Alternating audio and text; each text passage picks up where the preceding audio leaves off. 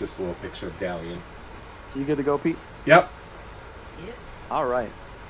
On our last episode of Embers of the Last War, our brave adventurers just fought off an enforcer of the Boromar clan named Yelfists after having searched the home of Tars Grayson. Yelfis attempted to bribe our fair heroes into looking the other way and not pursuing a chase after the murderer of Mr. Tars.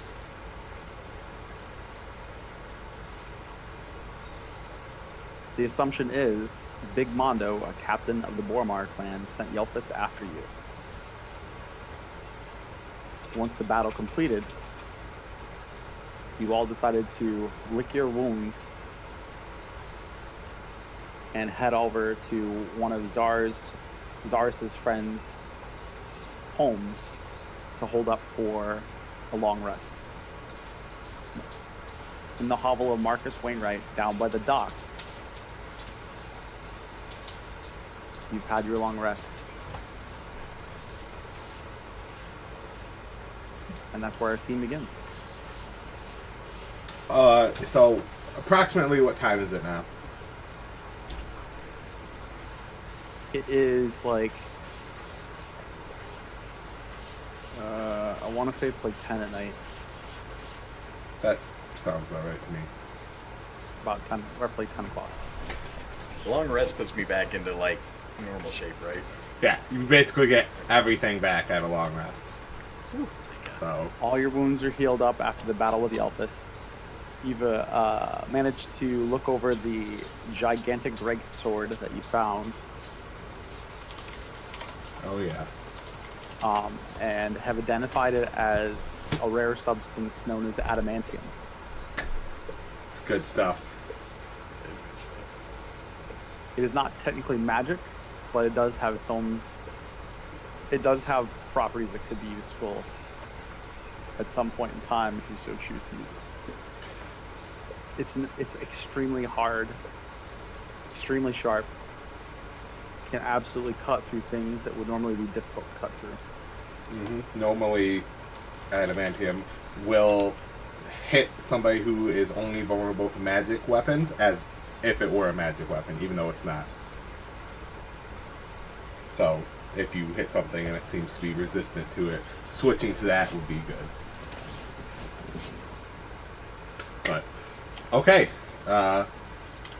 We gotta wake up, and I'm gonna, like, step outside, or not step outside, look out the window at, like, you know, at the sky to kind of judge what time it is. It's a clear night.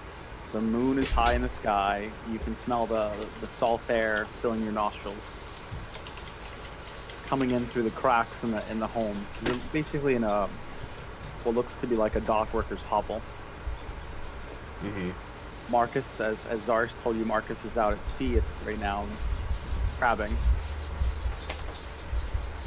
The dock is fairly quiet at this hour. There are no ships coming and going. Most ships are docked for the evening.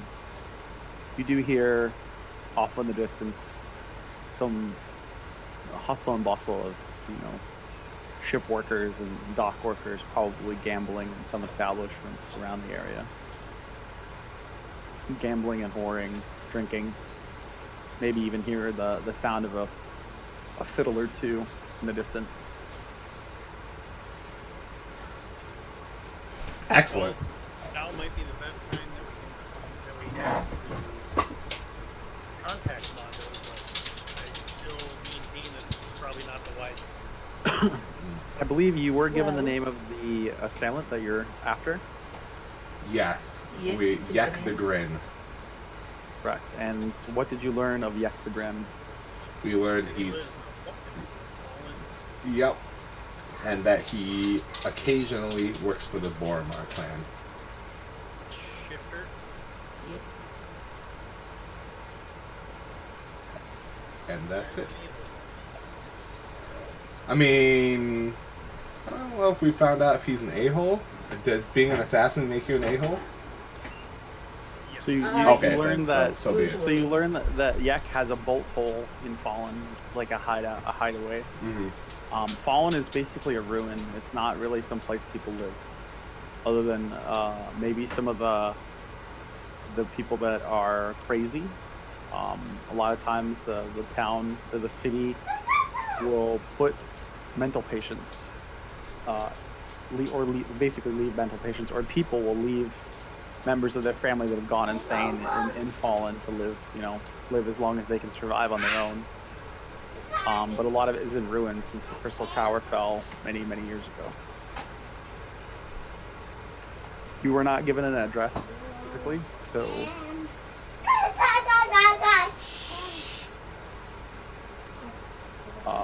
if you're gonna search Where's Fallen, your tablet? you're gonna have to figure out where you need to look.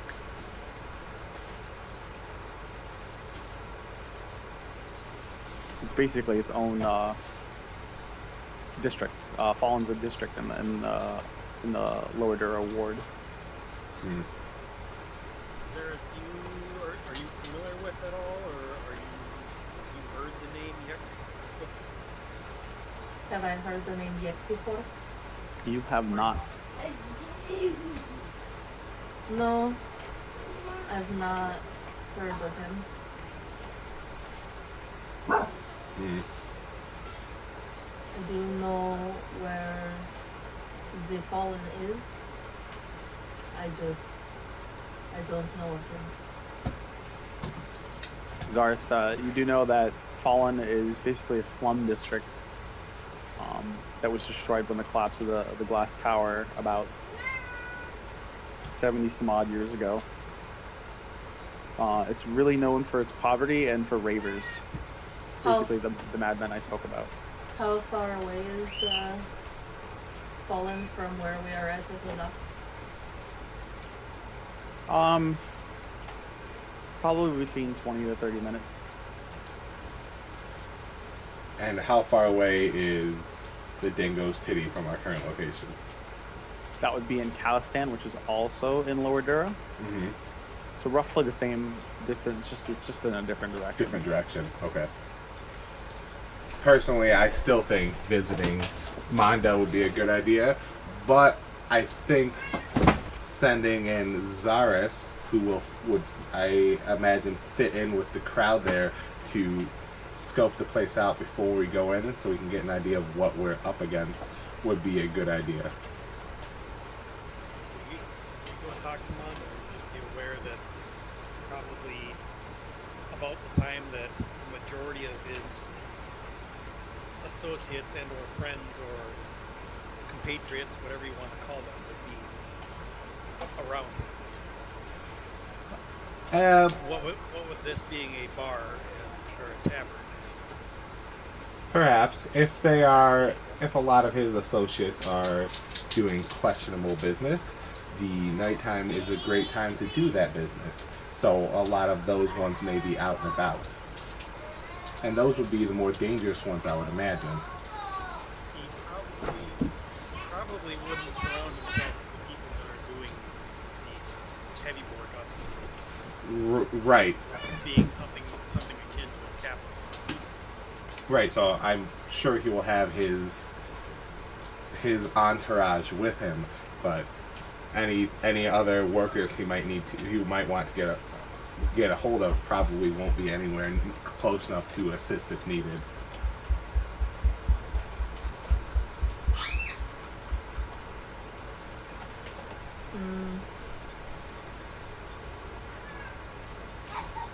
Sorry, how comfortable do you feel scoping out? I hesitate to ask, but what do you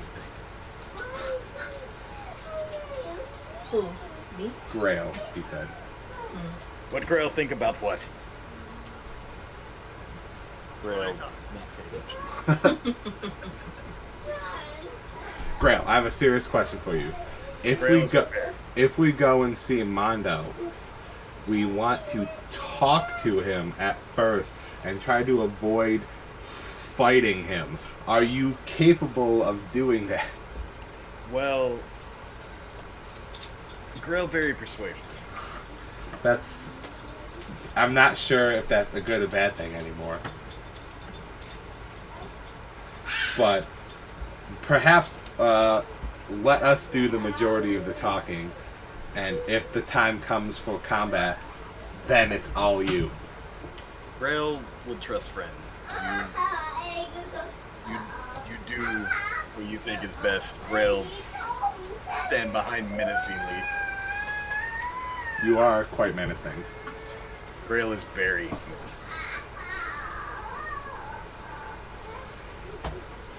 Zaris, how do you feel about scoping out the dingo's titty? Well, I can only assume that he would have at least some people with him. Hey, this is hey, no. What that was. I feel okay, but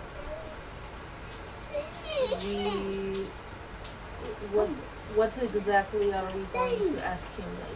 The location of Yek? I don't think just coming right out and saying where this man is when he sent someone to pay us off would be the smartest idea. What is the plan of persuasion? Bear is at a bit of a loss. I would say it would be worth our while to track down Yak. I wouldn't know where to begin to track down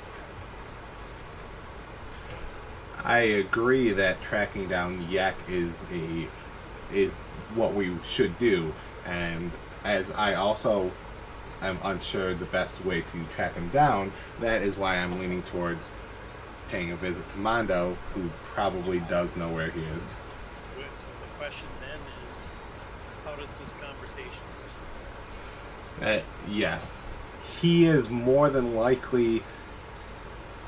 He could potentially be expecting us. So I think the way we approach the conversation is going to be completely dependent on how the situation appears when Zara scopes it out. Because we can either approach it in a forceful way, which I prefer not to do, or in a, conversational way. In which case, perhaps we can, if he is less of a grizzly man, maybe we can have dinner with him and discuss things. If he is not looking for just a straight out slaughter in the middle of his bar, not everybody is looking to solve things with force out in the open. They prefer to act where there are no eyes to see, or no ways to link it back to him directly. And I'm hoping that we can potentially just get a little information from him that he is willing to get without causing a giant scene or, bringing attention to him. A conversation like that needs to be approached from a position of strength. We're going in with no bargaining power whatsoever. Well, with a position of strength, he did send one of his very strong enforcers after us, and which failed to do the job. So he must know we are not all talk.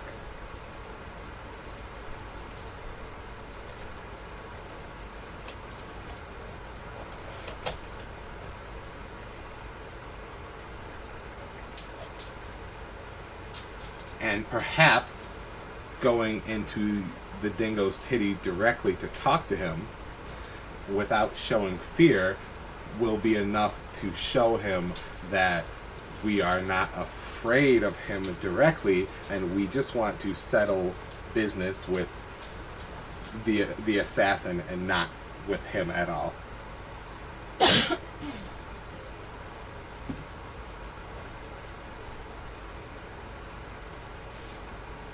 maybe lay trap. Okay, what are we talking about now? What do you have in mind? Let's talk about what's the plan. Maybe have information. Information that he wants? We don't really know much of what he wants. Hold on a We second. know he no want us around. No, it's not that he doesn't want us around. He didn't want us going after Yik. And as far as we know, we've never seen Mondo. Or, Tars. sorry. Tars. Yes, he didn't want us No. poking around in Tar's business. And to be honest, we don't really want to.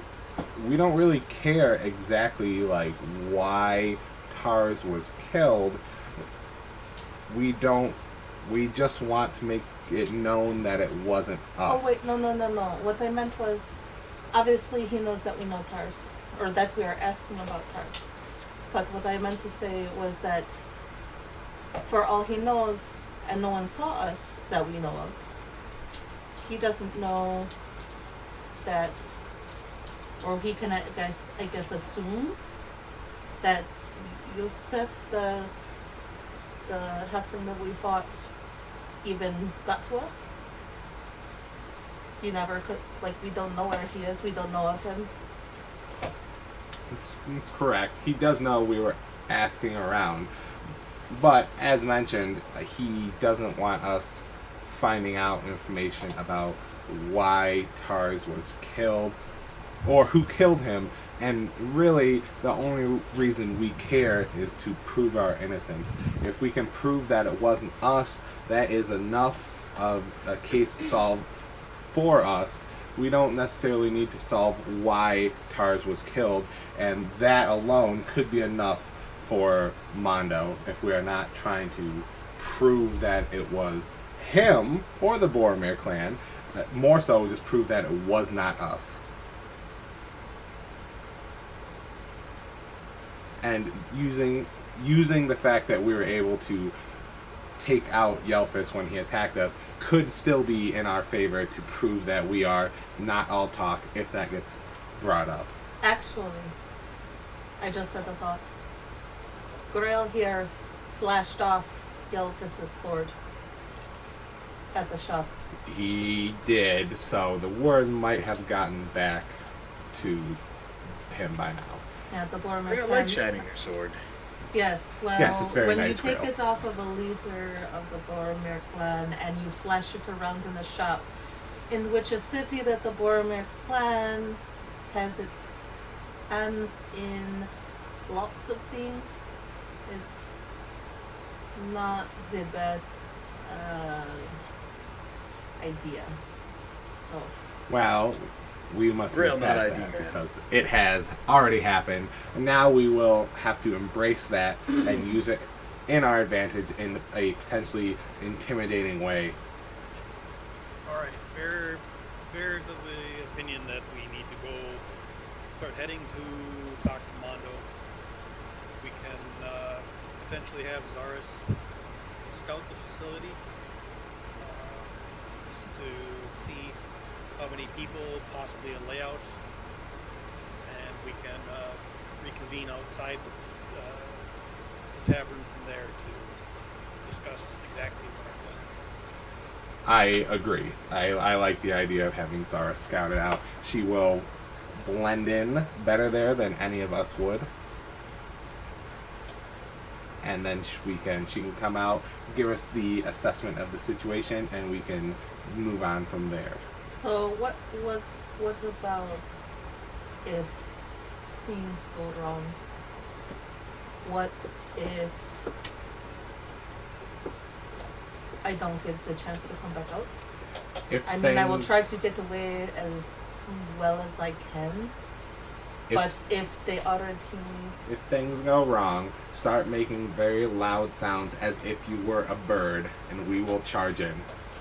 a bird, Or any Just kind a of bird. animal that you might prefer.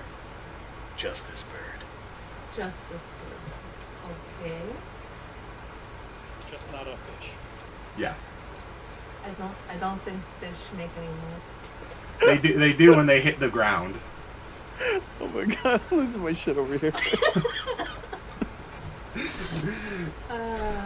Alright. Well, let's go then. Okay, let's be off. And we start heading over there. Don't fish croak. That would be a toad? No. Grail's pretty sure there's a fish that croaks. And that's what I'm from. You from wrong place. I'm from here. Grail's point is made. Grail's point is at the end of his sword. Let us be off. Zaris walks and expects them to follow. Real follow. Yep. By the way, Zaris, before we leave, if you, I don't know if you want to leave a note for Marcus or not. He's out of toilet.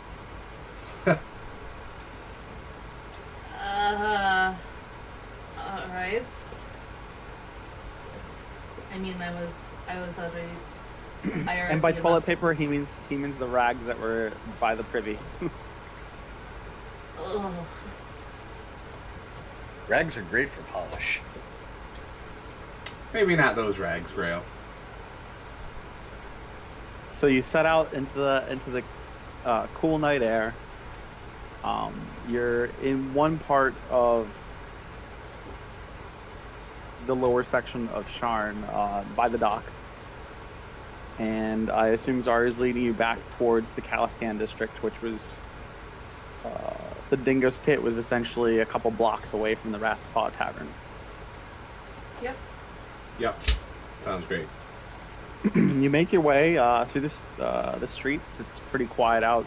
You don't see any ever bright lanterns around this part of Sharn. It's mostly just sconces and like torches here and there. In fact, a lot aren't even lit. You do hear, you pass by like a few taverns and some hovels along the way, maybe some tents that had small, bizarre like shops that are closed up for the night. And you hear people either drinking, fucking, singing, or crying in some cases. So we're just surrounded by bards. Yeah. You're Some just all in a at the same shitty part of Sharn, but it's still there's still a community there. There's still people that get on with their lives. Mm-hmm. In some sections, it's completely dead quiet as you're going through more places where people have already gone to bed for the evening. They probably have to get up at before dawn to open up their shop and make what little money they can throughout the day.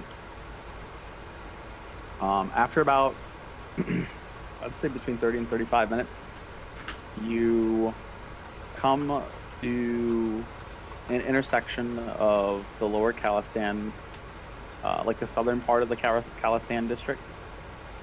Like I said, about maybe two and a half blocks away from where the Rat's Paw Tavern was. And you see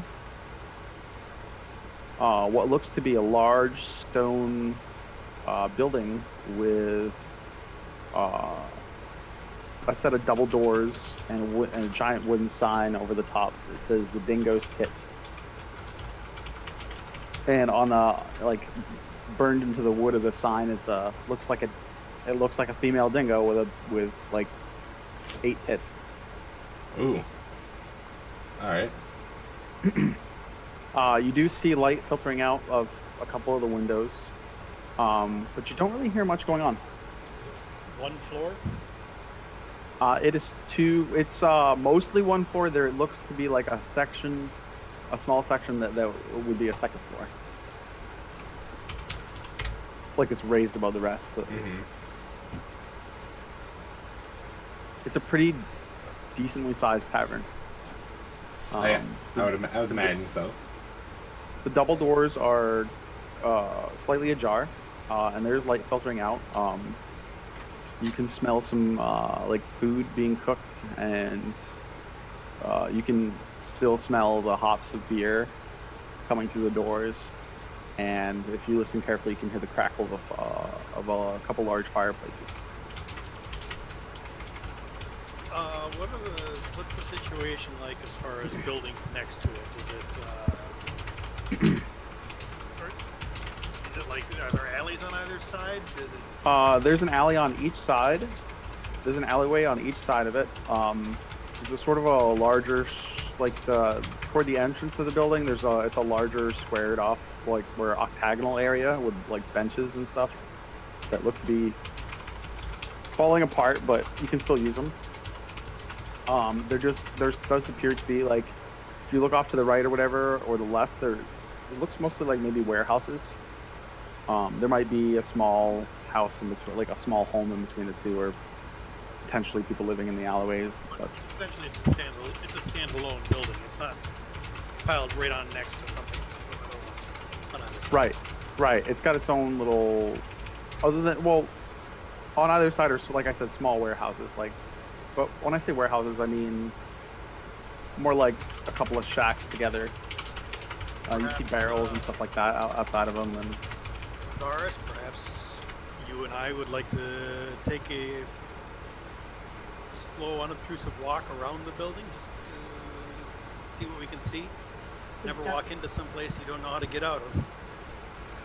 Yes, I will stay over here and make sure Grail stays as quiet as possible. Real very quiet. Okay. I'm going to touch Grail and give him guidance and be like, yes, of course you are.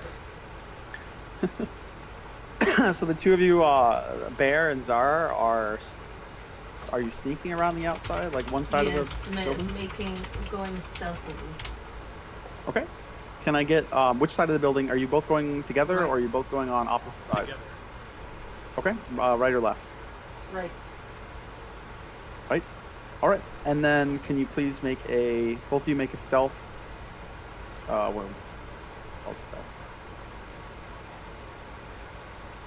Yep. Stealth. Oh, nice, power. a 20. 20. Natural. Nice. Yeah.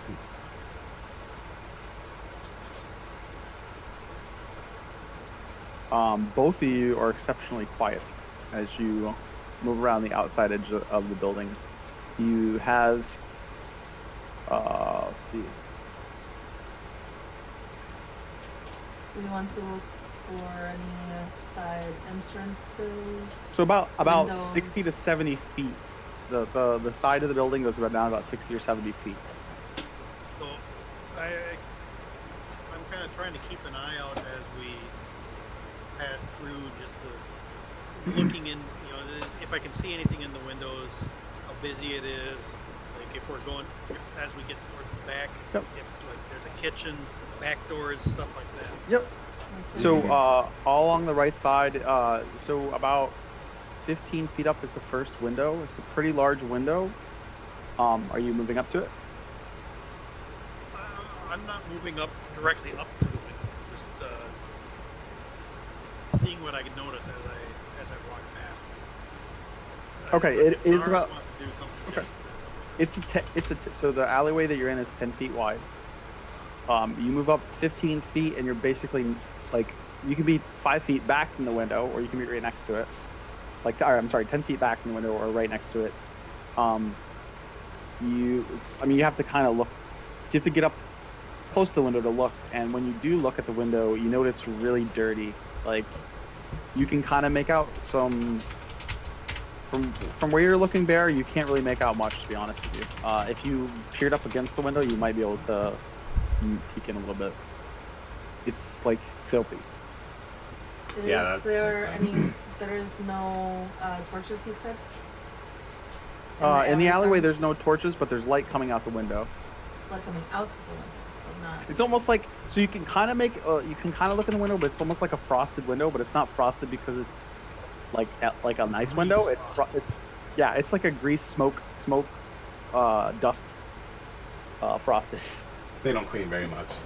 I'm less concerned about, personally, I'm less concerned about actual details looking in the window than just noticing what I can on this little outside Right. scouting. In case we need to dive through a window from inside or where some exit Sure. doors are. So Yeah, we'll what you keep going. what you see right next to the window, basically, it looks to be like you can kind of make out the silhouette of a table. What looks to be like a table you would eat at or something like that, along those lines. And the window is how high off like you said it was like 15 feet or it was 15 feet back in the alley? It's 15 into the alley. Okay. into the alleyway. The window is only like 4 feet up, Okay. maybe 5 feet up. Oh, so I can like barely see over the windowsill. What? How tall are you? 5'2". See under the. Oh, yeah. It's a pretty big window though. But yeah. So you have to like stand on your tiptoes, because you're short, Uh-huh. and Bear has to duck. Sounds right. You look like his infant child. That's what you look like, Jess. That's what I look like next to you. Get it. Basically the same thing. Cyrus, Bear's do you wanna like take 6 feet. Yeah. Cyrus, do you want to take a closer look, or should we just keep moving around? Yeah, I'll take a peek inside, you know, like see if I can see anything, making sure to not be, you know, try not to be too obvious. But, wow. So if you move up to the window, you can see a little bit better where you can see, like if you glance to the right, or if you glance to the left, you'll see like basically the wall, next to the entrance. So you have the one table immediately under next to the window. And then if you look to the right, you can make out the silhouette of multiple tables, probably another 3 tables going down along the way. Okay. You do see some silhouettes of a few people in there, Czar. All right. Right now, you see 3, but it's you can't make out any details at all. It's too Small dirty. or medium? They look like Like blotches. I mean, halflings? they look like medium. They just look like medium-sized Oh, blotches. gotcha. Like Okay. Probably not halflings. Do I see For the down the for the alley record- at all any No. like like doors going down into a cellar or anything like that? You know what I'm talking about, like I'm picturing like the old houses, double doors on the outside, like down towards the ground that you can open up. Is there anything like that? Indicating you mean like that, a storm cellar? Like Yeah, kind of. Are there any doors,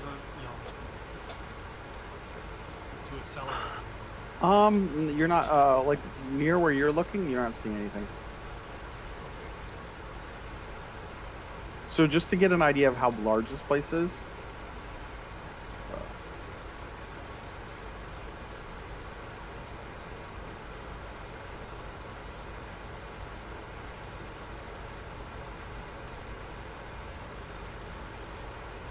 So like I said, it's like 60-ish to 70-ish feet back. Like, if you go along the entranceway, like the opposite direction, like not back, but along the width of the building, it's like longer, probably by another 30 or so feet. So it's a pretty big place. So you wouldn't be able to see. So like, if there were like some sort of entrance, like what you're talking about, it would, on the other side of the building, you wouldn't be able to see it through the window or anything. Right. Right Yeah. here. No, I was just nailing down details in my mind. How many more windows are there on this side? There's one more, looks like one more larger window, like 40 feet down the alleyway. Okay. In between the 2 windows, it's pretty dark. Let's continue down and see. We can kind of see what's going on towards the back. Yeah, probably poke around the back As is a we good idea.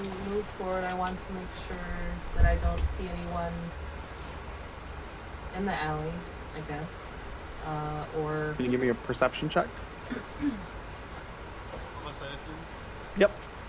Anyone that can see in low light or less. Well, I mean, you can try anyway. You're just at a penalty if you can see, if you have normal vision. I do. You both see a couple rats scurrying along the alleyway and moving into one of the crates along the warehouse to your right, but that's about it.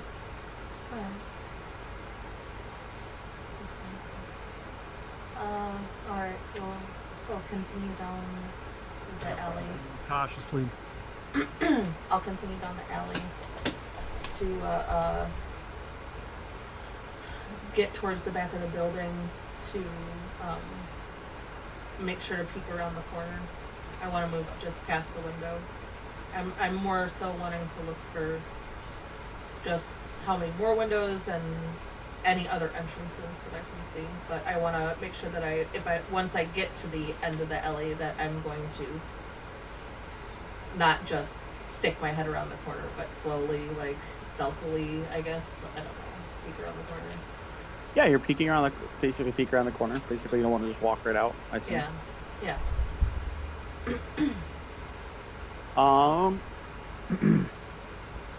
So you get toward the other window. So you're moving past the next window, right? Though. Yeah. Okay. And you're looking. Are you glancing through as you go along? Yeah. Okay. You basically see similar to what you saw before. But you can make out a couple more tables in the center, like not the ones up against the wall, like next to the wall you're at, but there's some more like 10, like maybe 10-ish feet from that. You see some more tables. You can sort of make out a person. You see a bar, like a large, like the shape, a large like half circle, quarter circle, a bar. Or even more of a half circle bar, yeah.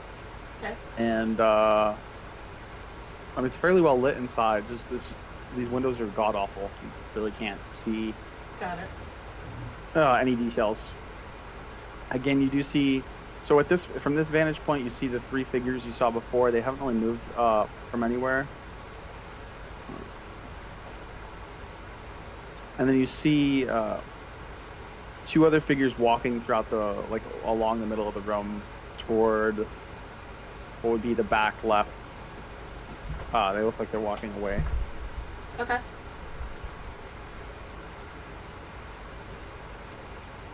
And I want to continue past the window and to the end of the alleyway. And as I said before, I wanted to like peek out. Peek around the corner? Yeah, Yep. peek around the corner first to the right and then to the left. So to the right it's the wall of a big warehouse, like 15 The feet warehouse away. keeps going. Gotcha. Yep. But it kind of like went down the alleyway for a bit and then it curved back a bit, so you have a little more space, like 15 feet here. Okay. And then to your left, you see along the tavern that you're at, there's it's a long stone wall. You don't see any windows along that way. Probably like halfway back, you do see another building, like smaller building with a window, but it's going the other. It's not part of this building. Like behind it or Yeah. past it? Behind Okay. it. Right in front of you. Essentially, the ahead, alleyway is just kind of a big, like a U around the building, right? It's actually a big. standalone. Yeah, it's a big L, actually, because on the other side is another warehouse with a stone wall that is. So, like right in front of you, if you look straight ahead, in the direction that you were walking, is a large. 1, 2, 3. It's a wall, it's a giant stone wall, and then halfway down that alleyway. So basically, there's another alleyway in the back of it. Yeah, like But right there's across, no- like it was a T-section alleyway type thing. Or not a T, but like a cross section. An L going from up and then going up and left. Okay. Going down and left. Okay. And we peeked around the corner at this point. Yes. So is there a back door to this place? You see wall just all along the back. No windows at all back there. Just No windows. Nope. Yep. You do see a window in another building, like 10 feet across from it, but it's another small building, and there's a window there. Back here, where there's a little portion of second story. No, that would be the opposite corner of where you're at, like diagonally across. Okay, so front left. Like Yes. Front of the building. Yep. Front left of the building. Yep. What do you think, Zara? Should we head back and try the other alley just to see make sure we got our bases covered?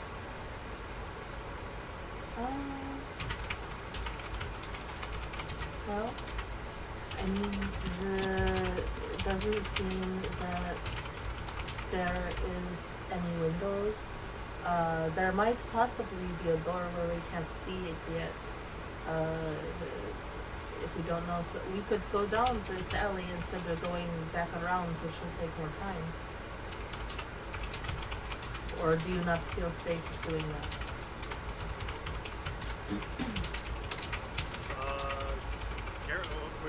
Garrett, wasn't this alley as far as this building was concerned? You said that this was basically an L, so the warehouse back, next to it, kind of blocked off, so there should be a left-hand alley. It's just kind of its own separate thing. I'm so confused. I'm not sure what you're saying. Like, so the alley you just went to the end of, the one you walked all the way down, you can go 10 feet forward and then hit a wall. You can go 15 feet to the right and hit a wall, or you can go to the left and go down a giant alleyway along the back of the building. Yeah. So there's no way to go forward or to the right, but you can go behind the building. You could go around the building, like Yeah, if around you the want to go all the way building, around the other side, you could do that. Oh, we can go around the building. So you're going out, you want to go down this long stretch of like 100-foot dark alleyway. It's up to you.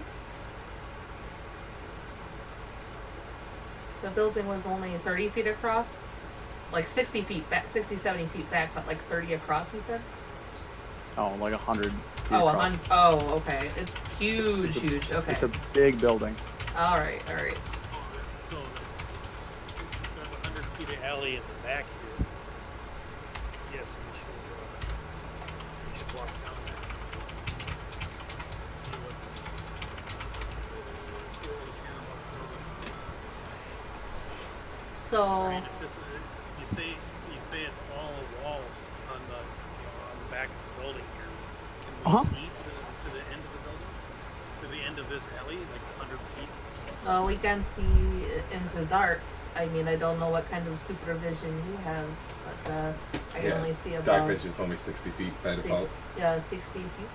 So, You both, you can We see. need to start heading down the longer dark alley. okay. Just one moment, just to get our story straight. So it's not pitch black out right now, by the way. The moon is up. Yeah. It is hazy because you're in Lower Dura, so it's not like, think China smog. It's not like a crystal clear. It's not like when you were down. It was down by the docks. It was much clearer. In this part of the city, it is a little hazy, but you are getting some moonlight. So we can go ahead and scout forward. Just brief moments. What should be our story if we're behind a tavern? I don't know. Never mind. Let's just go. Okay. If you guys want to talk for a second, go ahead. I need to use the restroom real quick. I gotta pee, and then I'll be back. I Okay. just want to know what happened in case you're out in the back and somebody bursts out there. I'm like, what are you guys doing here? So this is taking them Yeah. like 10, 15 minutes. Yeah. Maybe 10 minutes. It depends on how quickly they're going. If they're rushed, they're going slow. Actually, they're sneaking. So I'd say maybe 10ish minutes or so. Grail and Galleon, I want you to think while I'm using the restroom. I want you to be thinking about what you're doing in that time frame. Sure. 10 minutes ago? No. We're 60 feet. Stop and look in the window. Keep going. Grail should be practicing his war face. I feel like it would take maybe. I think I only have one face, and it's always war face. I don't know. Can you upgrade your face to something else? I mean, I'm a different faceplate? sure I could probably like It's like a snorkel. slide the DM some gold and be like, hey bro, I need a sweet eye patch and you know, some scuba gear. But there. So what are we doing? We're probably out front. We're not, close enough that we can get an idea of what's going on, but not close enough that it looks like we're scoping the place out. Maybe let's say you want to be super quiet. Maybe we're just hiding in an alleyway. And I'm kind of like very quietly telling you to shut up because you keep talking. I mean, I keep trying to show you floaty tricks. And you're trying to keep me quiet. Maybe you're doing floaty tricks. That's fine, as long as you can do it quietly. They're very loud, though. Floaty tricks are not quiet. That's the point. If you're telling me to shut up, I mean, it's probably something. Maybe you were doing stuff and being loud, and I'm like, Grail, show me how many push-ups you can do. I would think a Warforged push-up would be pretty loud, though. Like clunk, clunk, clunk, clunk, clunk, clunk, clunk. Well, I mean, if you're doing it at normal speed, then it's just gonna be like, I don't know what a Warforged's body sounds like as it's doing push-ups. Well, it's not like I'm asking you to do jumping jacks. It's true. It's true. Also, keep in mind that I literally have a giant greatsword across my back with a shield, with a longsword, with a hand crossbow, literally sitting up. The hand crossbow would probably be like on your belt type thing. Yeah, like hanging off the waist. There's still the warhammer, the shield, the longsword, and the greatsword clanking on my back while I'm doing push-ups. Grail super strong. Oh. Anyway. Do you feel persuaded, Galleon? Maybe we'll start Maybe we're just singing, trying to act like we're drunk, and it's nothing, just trying to fit in. If we're sitting around trying to act like we're quiet, then that'll bring suspicion to us.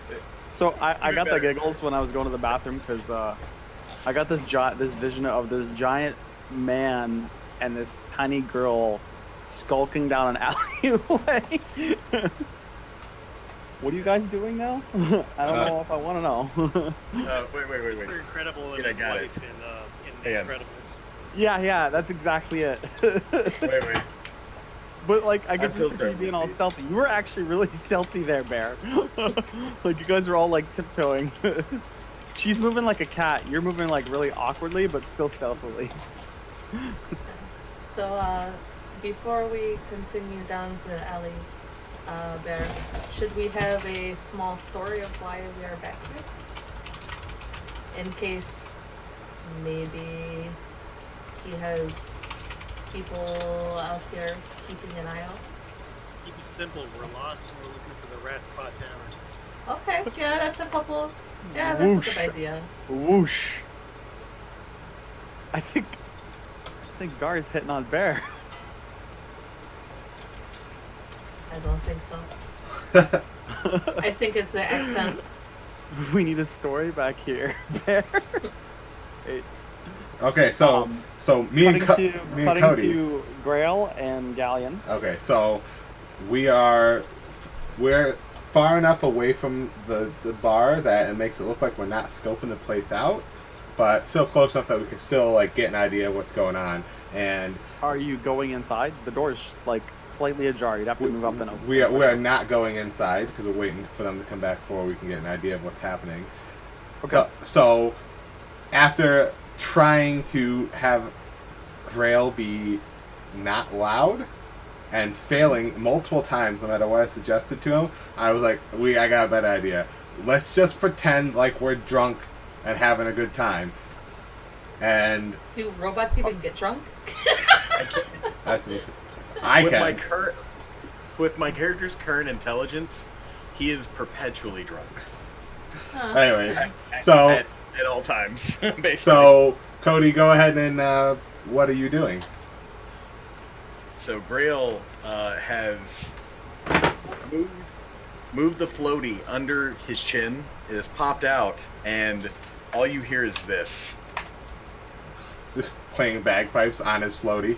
So you guys are out in the the octagonal area where the benches are, Yes. Yeah, like looking like maybe Right we're right next to the building, or you could be No. like up to like 20 or 30 feet away. We're like 20 or 30 feet. We don't want to be Okay. close enough that it looks like we're scoping the place out, but maybe we're just out, bar hopping and we're stop somewhere. And, Yeah. Yeah, right? Yeah. So you're out in like basically the center of that octagonal section. Yeah. The octagonal stoneway. So he's But playing. He's literally playing music on his floaty like a bagpipe, and I start acting like I'm drunk and dancing to it and like just singing all drunkenly. Oh boy. To make it so people. Give me a performance check I will give you. I will. in the tower. There you go. Hang on.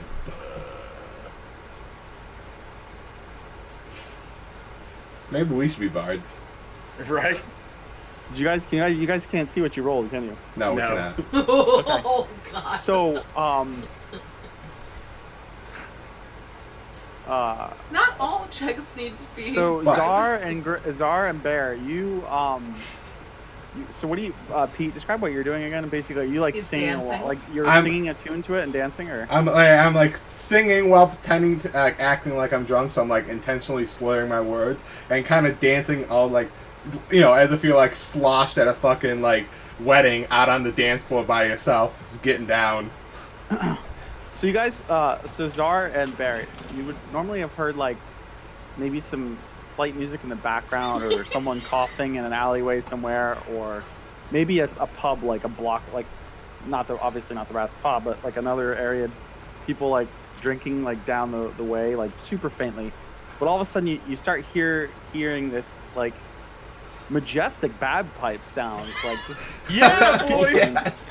and it's like this Highland tune, like a Bear. It's like a tune from the Reaches, like you feel like you're home for a minute, and then you hear this this beautiful, like almost like sailor's like voice rising up into the air, but singing words in another language, but it sounds almost like a sea chant. But it's some of the words are off like a little bit. They're a little garbled, like they're slurred together and stuff like that. And it definitely sounds like a couple people you hear laughing and like drunken laughing and maybe some feet pattering on stone as someone's dancing out front of the building. I slowly look. Galleon and turn at Bear. Galleon and Grail off across the way, like the other side of the octagonal part, like two people come out of an alleyway and they look like bums, and they come out and they're kind of like, when you glance at them, they're actually like jigging their hands back and forth to the sound, and they're like kind of humming along with you. And you see them both kind of nod at you, like they're really getting into it. You should now refer to us only as Tenacious G. Yes.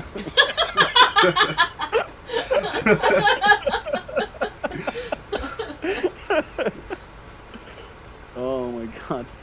Czar and Bear, it's pretty obvious to you that you could probably move a little faster, given the sound of the bagpipes and the singing is definitely masking your footsteps. All right.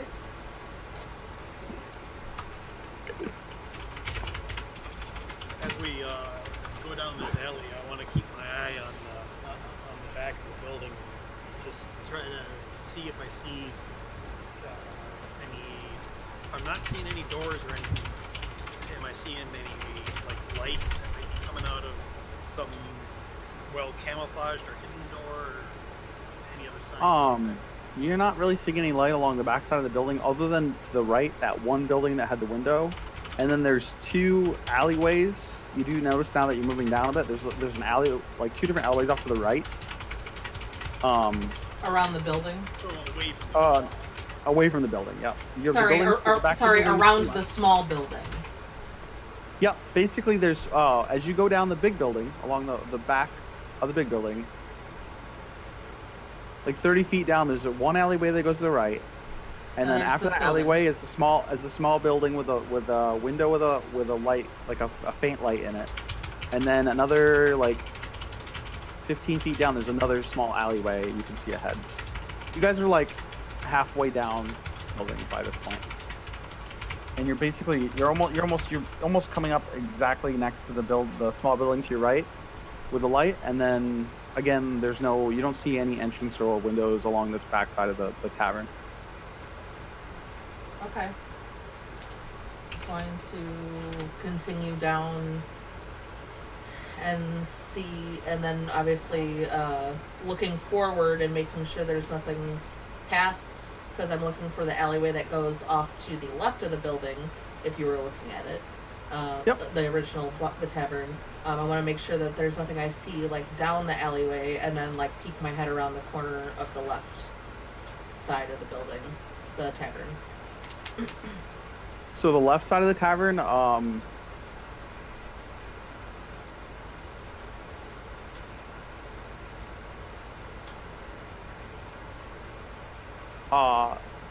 the left side of the tavern, you see. Hang on a second, trying to figure out preserve.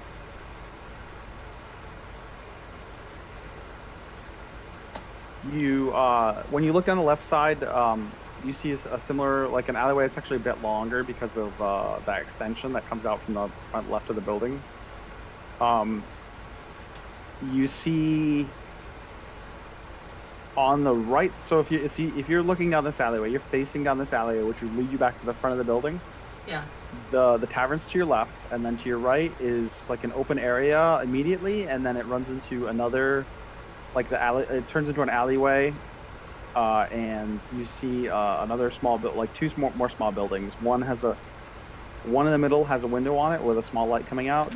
And then down toward the front of the tavern, the one that you're circling is a window on the tavern itself. Just one window on the tavern. Yeah.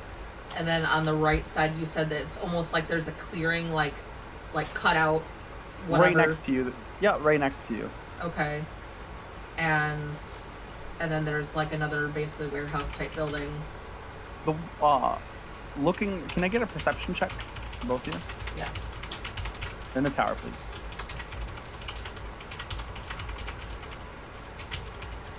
Okay, you both see it. About 15 feet away in the middle of the alleyway, and part of that cutout section, there is a sewer grate. Okay. Other than that, that's about pretty much all you see.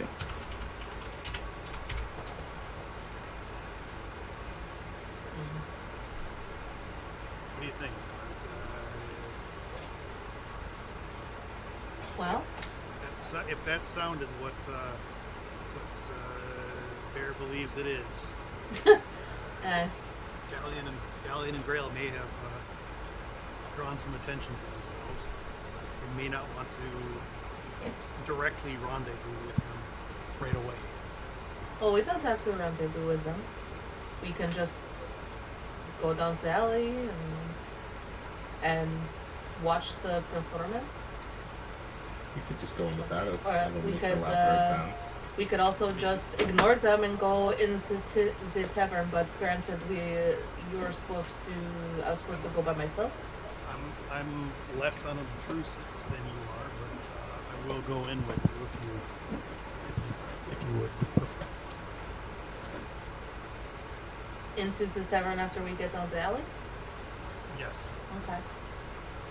Alright, well, I'm gonna, Shelby out, motioning towards to go down the alley. I want to move down the alley and making sure I don't see, or like listening out, for anything. But I do want to stop at the grate and look at it to see if, like, kind of just test it a little bit. I don't really want to like move it, but I want to see if it's been shifted open. Yeah. I suspect it has been because of where we are, but You look at the grate. It looks pretty seeded pretty well. It does Okay. smell like you get a really strong odor of rotten like vegetables and meat and shit. And shit, yeah, of course. Alright. Just in case. Alright. And then continuing down the alley. Towards the sound of our friends. Tenacious G. Okay. Give me 1 minute. Right now, I'm kind of picturing like Zara's inside all by herself and gets into a little bit of trouble and comes slamming out of the bath, busting the bathroom door open with this great big crap-covered 6'8" human to pick a fight. Like acting drunk or something, or just like, blah. Well, at that point, if you need help, there's no need for a performance. Yeah. Well, it could also just be like trying to de-escalate the situation. I'm not going to try to escalate it. Yeah. We're not. Well, yeah. Things are, yeah.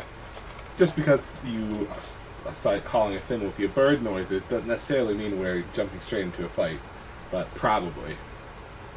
So the bird noises is if I need help, but in a bad way? Bird noises is just that if you need us to join you and you can't come it's out not and let like us know. I'm being attacked. I mean, if you get attacking, it's like squawk, squawk! Let's go, Justice! You know what'll happen. And so they don't know. Because if you start being like, help! They're going to expect help to come. But if you're like just making loud bird noises, they're going to be like, what the fuck is happening right now? And then all of a sudden people bust in from the side and they're like, oh god. It's going to be great.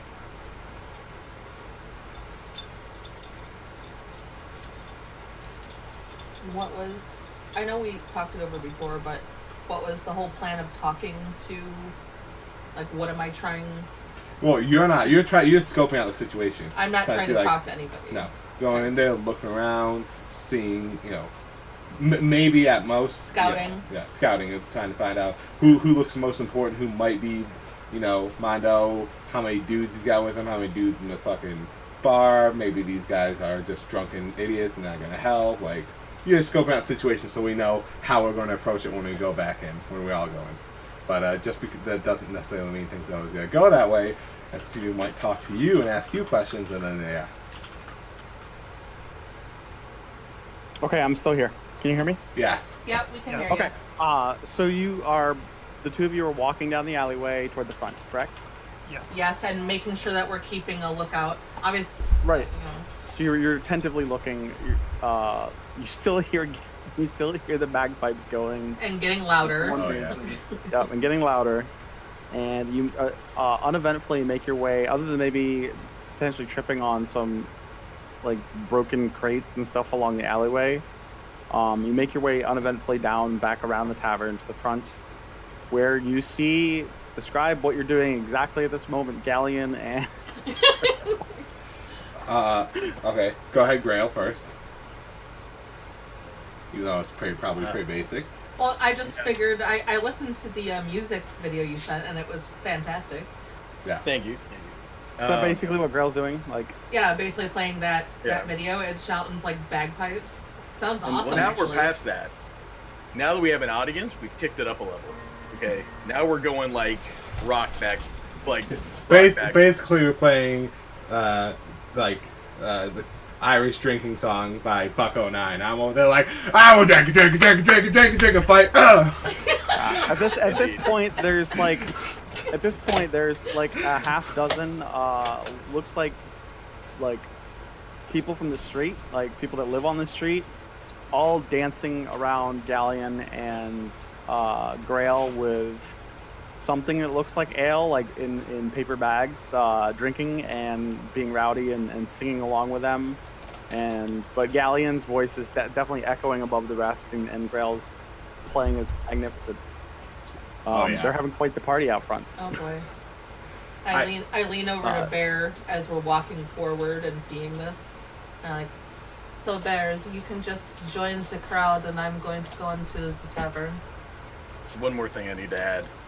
Oh While boy. playing my bagpipes, I am skipping around and dancing. So think like full on like pony get up, Oh yeah, like bagpipes. high step skipping. Oh yeah, just essentially. High really step getting into it, skipping. man. The duck head is like hanging off the side of my neck, and it's where the Flopping, sound's coming from. So Yeah. it's flopping up and flopping down. Seriously. Yeah, I got it.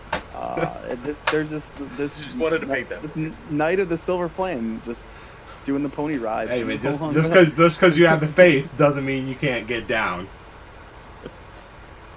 Okay. God branded me this gift. It must be used. It must. So after a few minutes, your tuning starts to come to an end. Unless you want to keep playing it. Unless you want to start it all over again. I mean, we can keep going until Zaris either comes out and then we can bow out, or we hear like very loud bird noises. Well, Grail is going. He's going for it. He's got his encore. He's tearing it up. oh gosh. Galleon's getting into it. Oh yeah. Yes, we're out doing the jump on it. Jump on it. Jump on it. We're getting the whole crowd to dance with us, and the dance we just made up on the spot. That's right. Give me a perception check. All of us? Anybody who's out front at this point. We I don't are know, all out Bear, front. Bear. We're like Well, 30 like- feet back from the front, but Yeah. Yep. So give me a perception check in Sweet. the tower, please. Zaris, you said I should just join them. Yes, join the group, and if anything, when they finish their performance, you can fill them in on what we found around the building. The two windows on the other side, and the one single on the side, on the left side. And make note of the small building in the back, in the center is. I know we didn't check it out, but you know, could be anything. could be anything.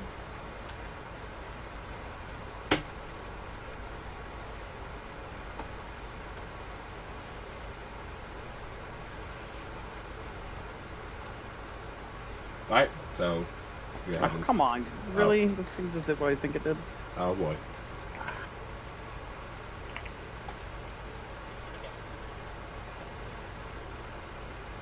Hang on.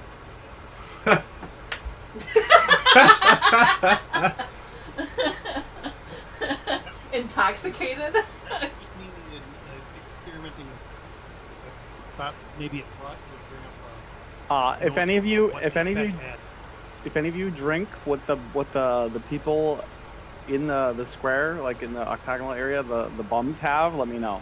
I am not, because we are not You're here to sticking. party. We are here on a So- mission. Normally, I would probably do so. I'm just because Matt put that there, I Yeah. want to Yeah, drink I it. got Let you. me know. Same here. I'm not. And if you could figure out how to remove that from me, that would. Because it actually tagged that the combat. Yeah, it probably does something negative.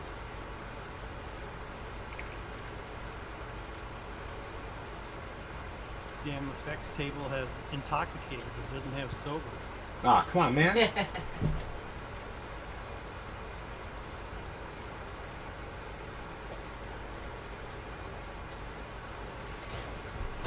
Cody, we should do Gangnam Style next. I sent One two of sec, you. guys, I'm sorry. I sent two of you messages, by the way. For like a Nope. couple of stairs to get up. Ground level. Nope. Ground level. Rated ground level, Are there and any, are there any like? Is there a what do you call it? A little roof over the like a balcony type thing, or nope, like some- no balcony, just the large wooden sign that I described earlier is above it. Maybe maybe a Sorry, small guys, I'm roof. Matt, maybe like a small like wooden, like not rectangular, triangular peak, sort of triangle. Well, actually no, it's more rounded, but it's really small. It's more like it's not really a roof so much as a, like slight overhang. I'm going to my back to the wall next to the door and act as if I'm watching the show. It's still kind of crowd. Okay. So about how much time are you guys gonna spend singing and doing your shindig, Grail and I will leave that up to Gary? Pete. I think maybe like after Zaris goes inside, I look at Grail and I say, "Let's do one more." And then I look at the crowd and I'm like, "You guys might not like this one, but your kids are gonna love it." And we start doing Johnny Be Good, but on bagpipes. So it's been like since you guys have gotten here, it's probably been like 20 to 25 minutes. Whatever, true small comment. Yeah, sounds great. Yeah, we're doing our final encore presentation, and then we're gonna wrap it up. The drunkards and the few ladies of the night that come out as well to join them are hooting and hollering and really enjoying your show. They're Yes. really getting into it, and you do notice like that they smell a little bit. It doesn't smell pleasant, but you're in the moment. You don't really care. Yeah, Maybe not. we gotta put on a show. The show must go on. It is odd to all of you that no one from the tavern has come out, and you don't hear any like, other than the bums, you don't see any like customers That is like weird. me out, right? Well, Did you find Johnny B good on bad Yeah, pipes? yeah. I absolutely did. And it's fucking amazing.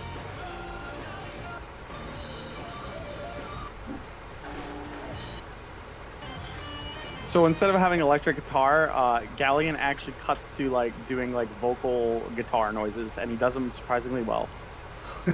I could also Playing air guitar. I can also do minor illusion and create music like sound from Perfect. that. Perfect. Minor illusion.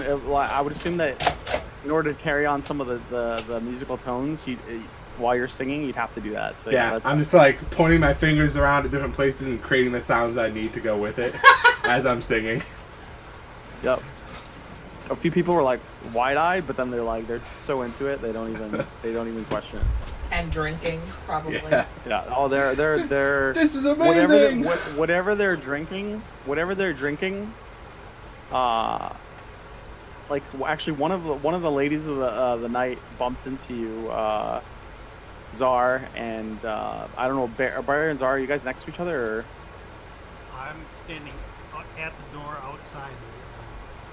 Okay, and then Czar, exactly where are you? I was She's heading already inside. heading I inside. leaned over when we came out of the alley and saw this and told Bear basically like, watch, join them. Once they split off, you can, if you want to, tell them what we saw around the building, them going inside. Yeah, as and Zars I walked kind of inside, like, we I started threw our up final my performance. hood, just, over my head or whatever, and just slowly kind of like made my way inside. Kind of made myself look a little perturbed at the noise. So what I sent you, Czar, happened before you went inside. Yeah. Yep. And basically, so like, because I kind of missed the part where you said you were going inside. I thought you were just outside looking in. No. Like, as Czar's walking in the doorway, Galleon and Grail, Burst into that a couple of the ladies of the night like bump into you with whatever they're drinking, and they're like, you want some Lexa? And then, while they're singing and dancing, and it's like sloshing around. Whatever it is, it smells extremely fruity and it smells like really appetizing. But you do notice that their eyes look almost like clouded and like not all there. This was to me, like she bumped into me in the doorway. No. This was as you were going in. They bumped into Galleon and Grail. Oh, okay. Maybe one of them actually probably bumped into Bear too. Just Okay. probably at least. It's the same thing basically. You want some Lexa? And then like, again, it smells really fruity and it's super appetizing. Like it actually makes you want to drink it as you smell it.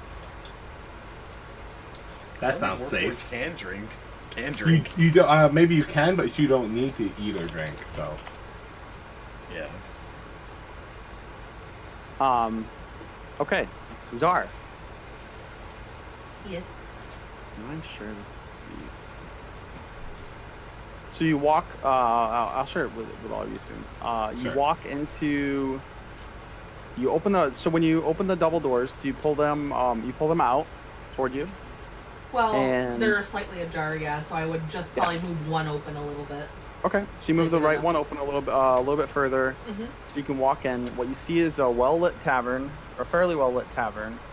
It looks like two barmaids with long blonde hair are like two separate barmaids. One's at a table directly in front of you, like 20-ish feet away, and the one's another 15 feet back at the back wall. Looks like they're clearing some stuff off of a table. You see what looks to be a half-orc barkeep behind the bar in the center, and then back further is a human, looks like another human barkeep, cleaning off the bar top. Okay. And in the far back corner near the human is looks to be some sort of elven musician with a harp on their back. Or like a harp, not on their back, but next to them as they're sitting in a just- stool at the bar. So just to briefly go back, this tavern is like L-shaped with one flat part being in front, or is it largely? It looks. I'm gonna go more- ahead and show you now what it looks Okay. like, Okay. because it's just easier. And Yeah. you have a description. Basically, you all have a description of what you're seeing inside right now. This is what Zara is seeing anyway. Did the image share with you guys? Ooh, that's Ooh. quite the bar. Where am I? So you're by the entrance, the double doors, by Oh, that. With that rug. Yep. Down by the bottom right. Okay. Yep.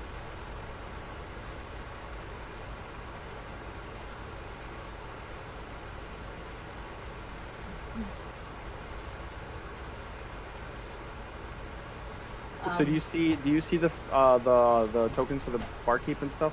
Yeah, yeah. And the barmaids? Okay, I just want to make sure they're visible to you. Yep. So now do you get an idea what it looks like? Yep. That's cool. All right. So are you going in, Zar, or what are you doing? Yeah. I stepped inside and I kind of like glanced, like as one would do, as walked into a tavern, let my eyes adjust, quote unquote, and look around, glance around, and then kind of like head over towards the bar. Go ahead and move. I moved your token onto the sheet. You Yeah. can move wherever you want to move to. Yep, right there's actually fine. Basically, like direct walk to And the I would bar. assume bear is probably like Down right left. here. He said he was leaning against the wall. Yeah. Yep. So like right there, bear. Is that fine with you? And then Galleon and Grail, you're you're further Yeah. south than the map goes. Yep. Are we though? We said we're like 30 feet out. It's 30 feet down from the door there. Yeah. Huh? Like No, very it's- edge of the map. What? Oh, I didn't 5, zoom. 10, I didn't- 15, yeah. No, it's Oh no, 5, 10, 15, 15, 20. that's 15, 20. I yeah. see Oh. 5, 10, 15, 20, 25, There's 30, 20. 40. 20. I want to see 20. I can't zoom that far. Oh yeah, I'm seeing what Yeah. Peter's seeing. He can zoom way far out. Yeah. I How are you can't. zooming way far out? Well, I can't zoom. middle mouse button zooms out, and then you can use the little gold thing at the bottom, or middle Oh, mouse button okay. also I lets you see. move around the Yep, screen I too. see it now. Oh, hey, look at that. I know, couldn't right? Zoom that far. Okay. Yeah, I didn't So- either. No, Anyways, we could be- I zoomed all the way out, but I couldn't scroll down. You can put us at like the very bottom, as far away as possible. Yeah. Right, Actually would have helped for my description if I'd seen the bottom part. I didn't. Yeah. right. Let's see. Like here. Wait, what? Ooh.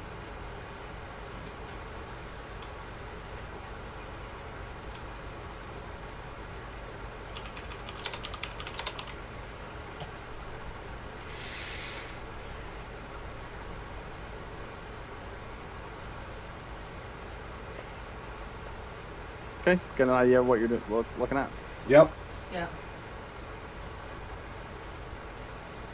Actually, you're probably more up like here. Yep, about 30. Yeah. I actually don't see us.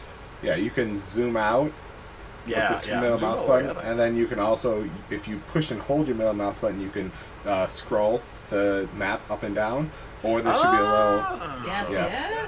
Isn't that cool? I couldn't do that. I didn't know that either. So good to know. Yeah, Indeed. I use my middle mouse button for a lot of things, so I just kind of stumbled upon that. Cool. Anyway. So the barmaids are kind of really not paying attention to you right now, Zara, and the barkeep kind of looks at you. And then the half-orc barkeep. Mhm. Yeah. What do I get you? What do you want to drink?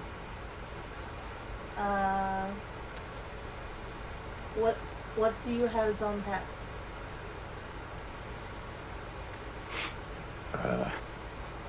He scratches his head.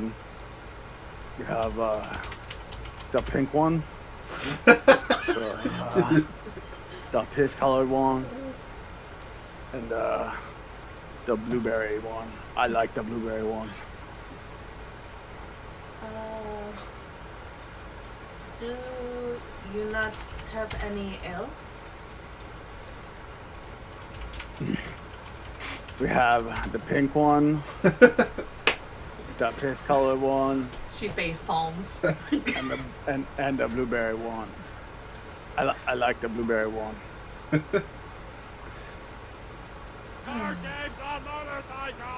He goes and gets a mug. He gets 3 mugs and fills them each with different, like, looks like a different Thank you, colored like Cody. liquid, and then slams them down in front of you.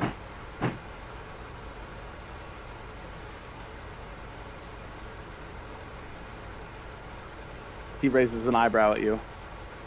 I raise an eyebrow back at him. You drink them, stupid. I know what to do with drinks.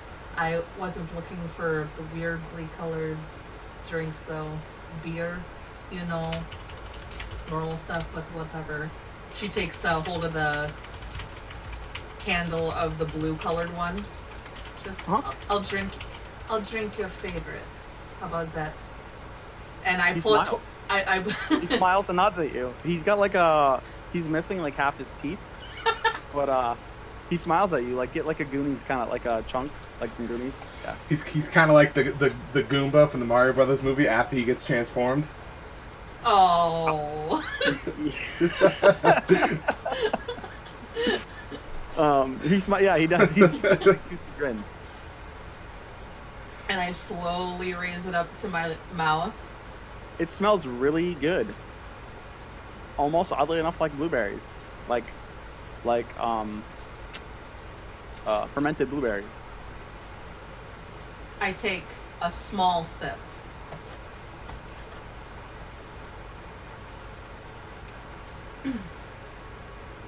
Just to make it so he's happy. Yep. Give me a wisdom saving throw in the tower, please.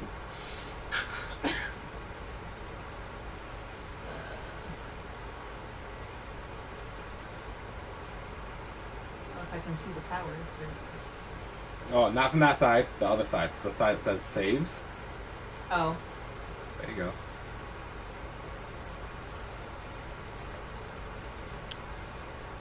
So you take a sip of the blueberry ale essentially, or blueberry wine, Mm-hmm. and it hits your tongue and it tastes delicious.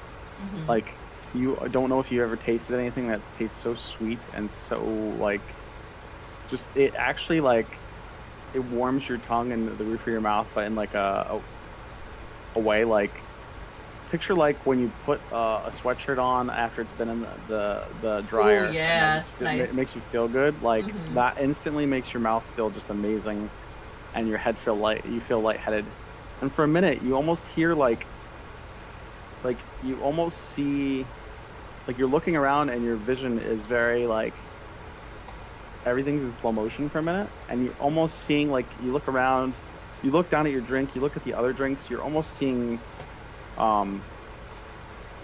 like the colors everywhere. Think like an acid trip. I was about to say, oh god, there's LSD in it. And then at the brief moment that it starts to like cloud your mind and like within less than a minute, your mind clears very quickly. Note to self. Don't drink what- this one. So what you're saying is that it's magically delicious. The Magical half orc delicious. looks at you and he grabs the pink one and he slams it back. Like he just gulps it all the way back, and you see him kind of like shake his head for a minute and grunt, and then you like Alexa? It's very nice. Oh, it made a fey. What? Made of fey? Oh, made of He grunt- fey. He grunts and walks the other way, like away from you. Oh. I look down towards the elven guy with the harp on his back and kind of lift my mug a little bit up in his direction. He's not really. He's like staring straight at the bar, like Oh, okay. not as, like completely zoned out. Okay, so I wouldn't have if he wouldn't have looked at me, sorry, I should have asked. I mean, he's like.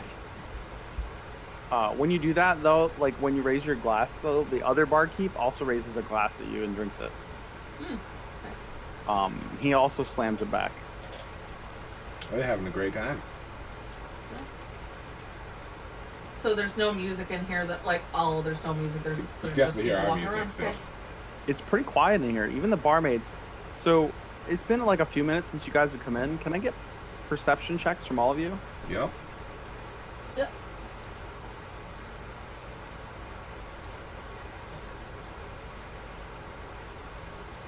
Oh, I'm,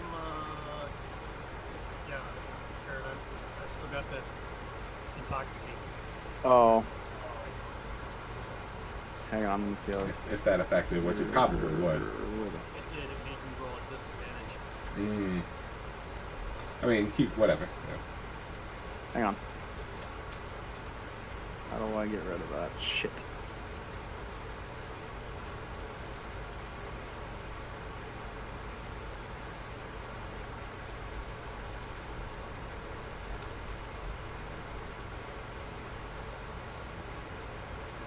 Why is it not? Hang on.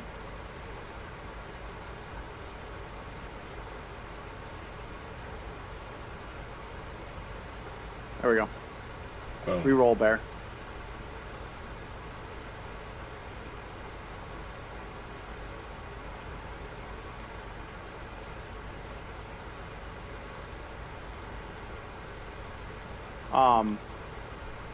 Bear, are you going inside, by the way, or are you staying outside?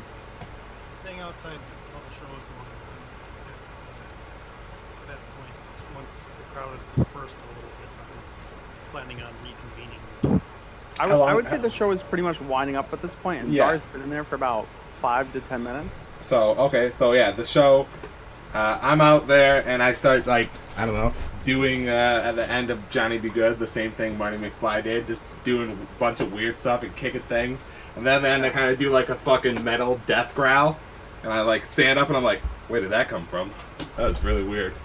All the people around you kind of the bums jump away, and then you notice that their eyes are getting even more clouded, and now that the music is done, they seem as the music ends, they seem to almost shamble off, Almost like Space out. zombies. they space out and they just kind of walk away. Mm. They don't really say anything to you after that. Yeah, I do a nice thank you and good night, and they just no response. Okay. Yep, it's eerily quiet. I'm look at Grandma. I thought we did pretty good. My floaty deflates and goes.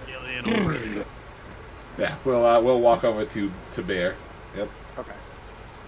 I'm gonna assume at this point, are you guys going in, or are you just talking outside? Well, to ask him what he saw, make sure everything's good. With, I'm giving them the lowdown of our walk around, and decide what to do. So I'm gonna assume this started to take place basically after Zara walked in, shortly after Zara walked in. Yeah. And unbeknownst to you, Czar, the time that you were really fucked up for a second, what was the second, was actually like 10 minutes for Galleon, Bear, and Grail. So you think you have a lot more time than you actually do? Yeah. Okay. So if you guys like, so I would assume it's been like 10 minutes, like basically after she walked in is when you guys are huddling around. Yep. Czar, you kind of got the impression like when after that brief, or what you think is a brief thing, like you notice that the music is just done when you come back to it. Like they were in the middle of like this badass jam, like Right. And then all of a session, sudden, and then like all I of a sudden- zoned out, and then I came you back zoned and out, there's and then nothing. it's eerily silent as soon as you come back to. Yeah. All right.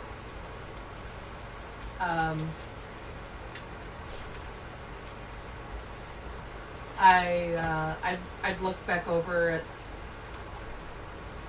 just like kind of raise my voice to whatever bartender slash, because I don't know or if he's paying attention, but I just kind of ask,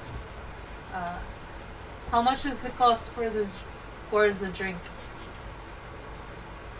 Which bartender? I don't know. It depends on what they're Whichever one's doing. Like paying if I attention. meet the humans gaze, because I kind of don't really want to talk to the guy that's pushing drinks on me. Yep, they're both zoned out completely and not looking at you. All right. I kind of guesstimate how much I think it might cost. Like, I don't know. I pull out like 5 copper out of my pocket and like put it down on the table or on the Put it on the bar in table, front of me, and like stand up. Kill your drink? Nope. I'm not. I'm Are like. you sure? Yes, I'm sure. Okay. Like that's weird. That's yeah. Okay. So what's So she's been in there for like 10 minutes or more. maybe even upwards of 15 minutes. At this point, I'm like, if you would have peeked What do in, you think, guys? you would have seen me like staring down at my drink. Oh, yeah. Out of it. The doors are still kind of propped open, right? yeah. The right So door we- is open. The left door is kind of like shut. So we Because can she only kind of get an opened the door. idea of what's going on, at least by You can glancing absolutely in. peek in. You can absolutely peek Yeah. in. Yep. So the three of you notice Czar. So I'm gonna basically say this happened like while Czar was spaced out. You Yeah. notice Czar basically staring into her drink, with a big fucking shit-eating grin on her face. Like The two barkeeps, one of them, though, half-orc, is facing away from you, but he's just kind of standing there, staring straight ahead. The human barkeep is standing there staring at, like, bottles of whiskey. The elven minstrel is in the back looking down at the table, like, staring at the table with his harp basically leaning up against the bar. And you oddly notice that the barmaids, like as you guys are discussing and glancing in, the barmaids, they haven't moved from where they were cleaning things off, and they seem to be all three of you noticed that they seem to be repeating their actions, like they're doing the same thing over and over again. I look at Mouse. I'm like, I do not feel good about this. We need to get in there, like right now. Don't worry, I have a plan. Actually, would my insight roll help understanding anything on what's going if on? you know magic. Not beyond what I've described to you. I mean, you basically figured. I mean, what's going on? Sure, give me an insight check.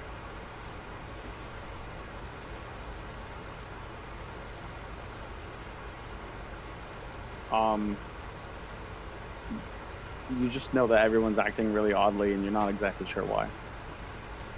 All right. That's in real life.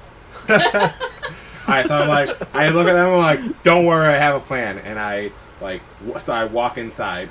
Okay, so freely move yourselves where you want to go inside. Okay, I'm gonna walk up to like here and start saying, like, don't worry guys, we'll be here all week. And I look around and I was like, who can I talk to? Like, who can I talk to at this establishment to set up maybe a schedule for our performances? Who's the man in charge? So Grail, finish where you want to move, and then we'll go from there.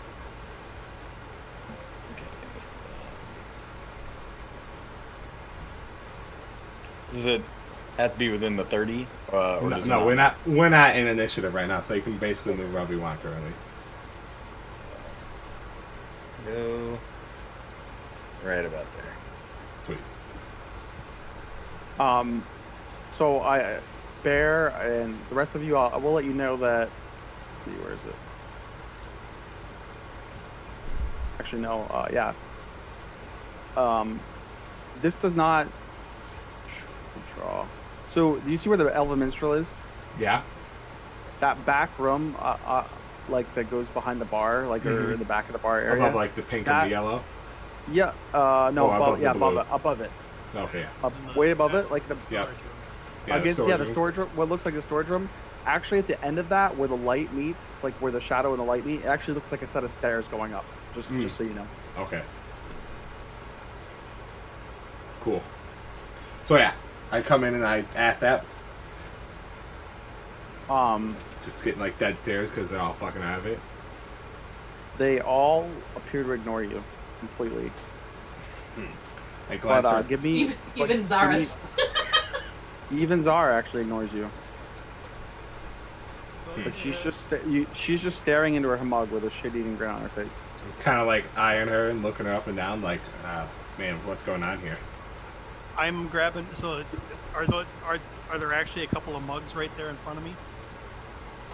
Yeah, there can be a couple of mugs with like liquid in them. Yep. And there's actually there's one in Zara's hand and two in front of her too, like a yellow one and a blue one. I nudge one of the mugs over towards myself and just sit and stare at it like I've been. Like you're blending in. Yes. Perfect. Okay. I'm gonna start wandering around, like, well, since I can't seem to get any help here, it's like, is anybody else here that can help with some customers? Walking around, like, maybe like, what's going on over here? Trying to speak loudly.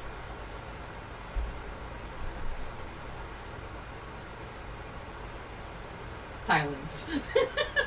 Nope, hang on a second. Yep, I figured, just give him time. Galleon, you hear, since you're the closest to that side of the stairs, you hear footsteps coming down the stairs. And as the figure comes out from the bottom, you see what looks like a very portly, bearded halfling. Hey, Galleon, welcome to my establishment. Ah, good to see you, sir. Whom can I ask I'm speaking to? Oh, yeah, man, this is a big Mondo. Ah, Mondo, exactly who we're looking for. We just put on an amazing show outside, and your guests seem to really enjoy themselves. We are potentially looking at coming back and providing more entertainment in the future. Yeah, you come and entertain Mondo's guests. Yeah, me like it. Yeah. Yeah, we like to. You come back, yeah. Yeah, we'll gladly come back. Me and Grail over here, and I point at Grail, put on a really mean musical performance outside, and everybody seemed to really enjoy it. I'm not sure if you were able to hear it inside. Oh, I heard. Mondo heard it. Yeah. Oh, what'd you think? Very musical. I absolutely heard it. Did you think? I thought we did pretty good. He grins. He has a couple of silver teeth. Yeah. He's walking around toward you. He looks super. He's got his hands out. He looks like a jovial, fat, middle-aged halfling with tribal tattoos on his arms. He stops and pauses and looks around at all the guests, or not guests, all the workers in the inn. Yeah. He starts like muttering in halfling, like Valentia Plains language, the halfling language. he just puts his fingers up into the air and he snaps his fingers, and then all the barkeep, the 2 barkeeps, they kind of jerk their head out. Zara, you come back to focus, Okay. Bear pretends to as well. and the halfling, the human barmaids basically stop, like they finish what they're doing, and then they walk, like actually start walking like back around toward the like behind here, like with the plates and stuff that they were clearing, Mm-hmm. going behind the bar.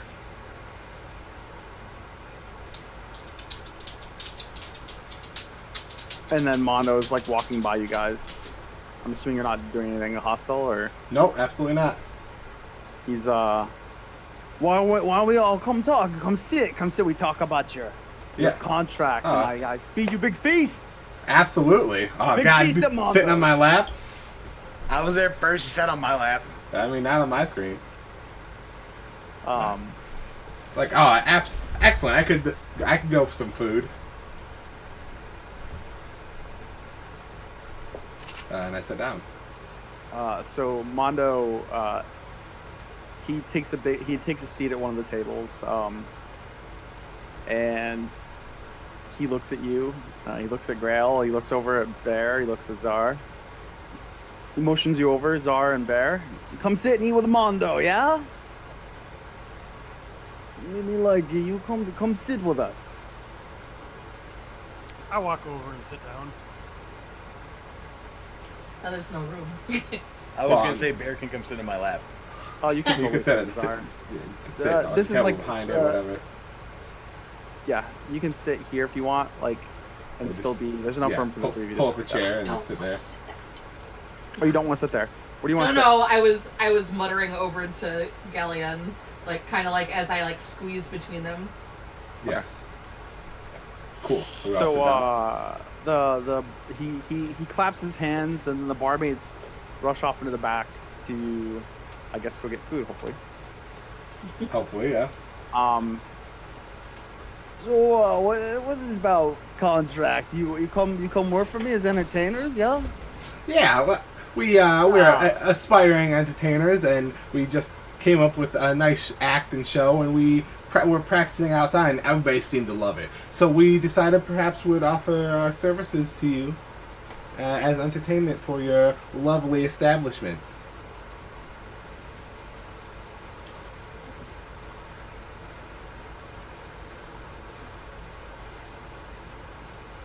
I mean, let's be honest. You everybody loved it, but the bombs and whores that came out. But it does sound nice.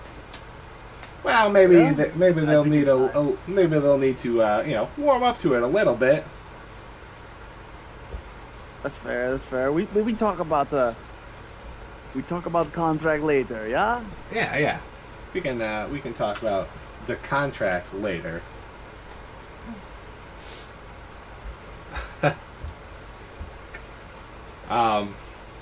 We actually had some other things to ask you as well. Oh, you have stuff to ask Mondo? Yes, we have a little question. You seem we've heard that you know a ton of things, and if you need to find out some information, Mondo is the guy to go to because he knows things. Somehow he finds out everything. Oh, Mondo knows everything, yeah? We do know everything. We do know everything, Galleon. And Bear. And Zaris. Yeah, My eyes. Like, I kind of like smirk a little bit. He And looks I'm at all of you. We do know he taps his temple. We know a lot. We have little birds that hear everything. they're like, oh, fantastic. Let me just go. Let's cut. Should we cut the bullshit? All right, let's just cut the bullshit. Absolutely. Let's cut to the chase. I have a question for you. We Question for me? we are in a. I have a question for you. Oh, go right I ahead, mean, sir. you're in It's your my place, establishment. I'm about to serve you a big dinner. Absolutely. Actually, one of the barmaids comes out and she's got like a big platter of roast meats and cheeses, and the second one comes out with what looks to be like fruits and dates, and she looks like she has mugs of ale. And then she brings them over to the table. It looks like normal ale. There's no weird colors to it. Okay. He notices you glancing at the mugs, and no, we don't give you elixir. That was no.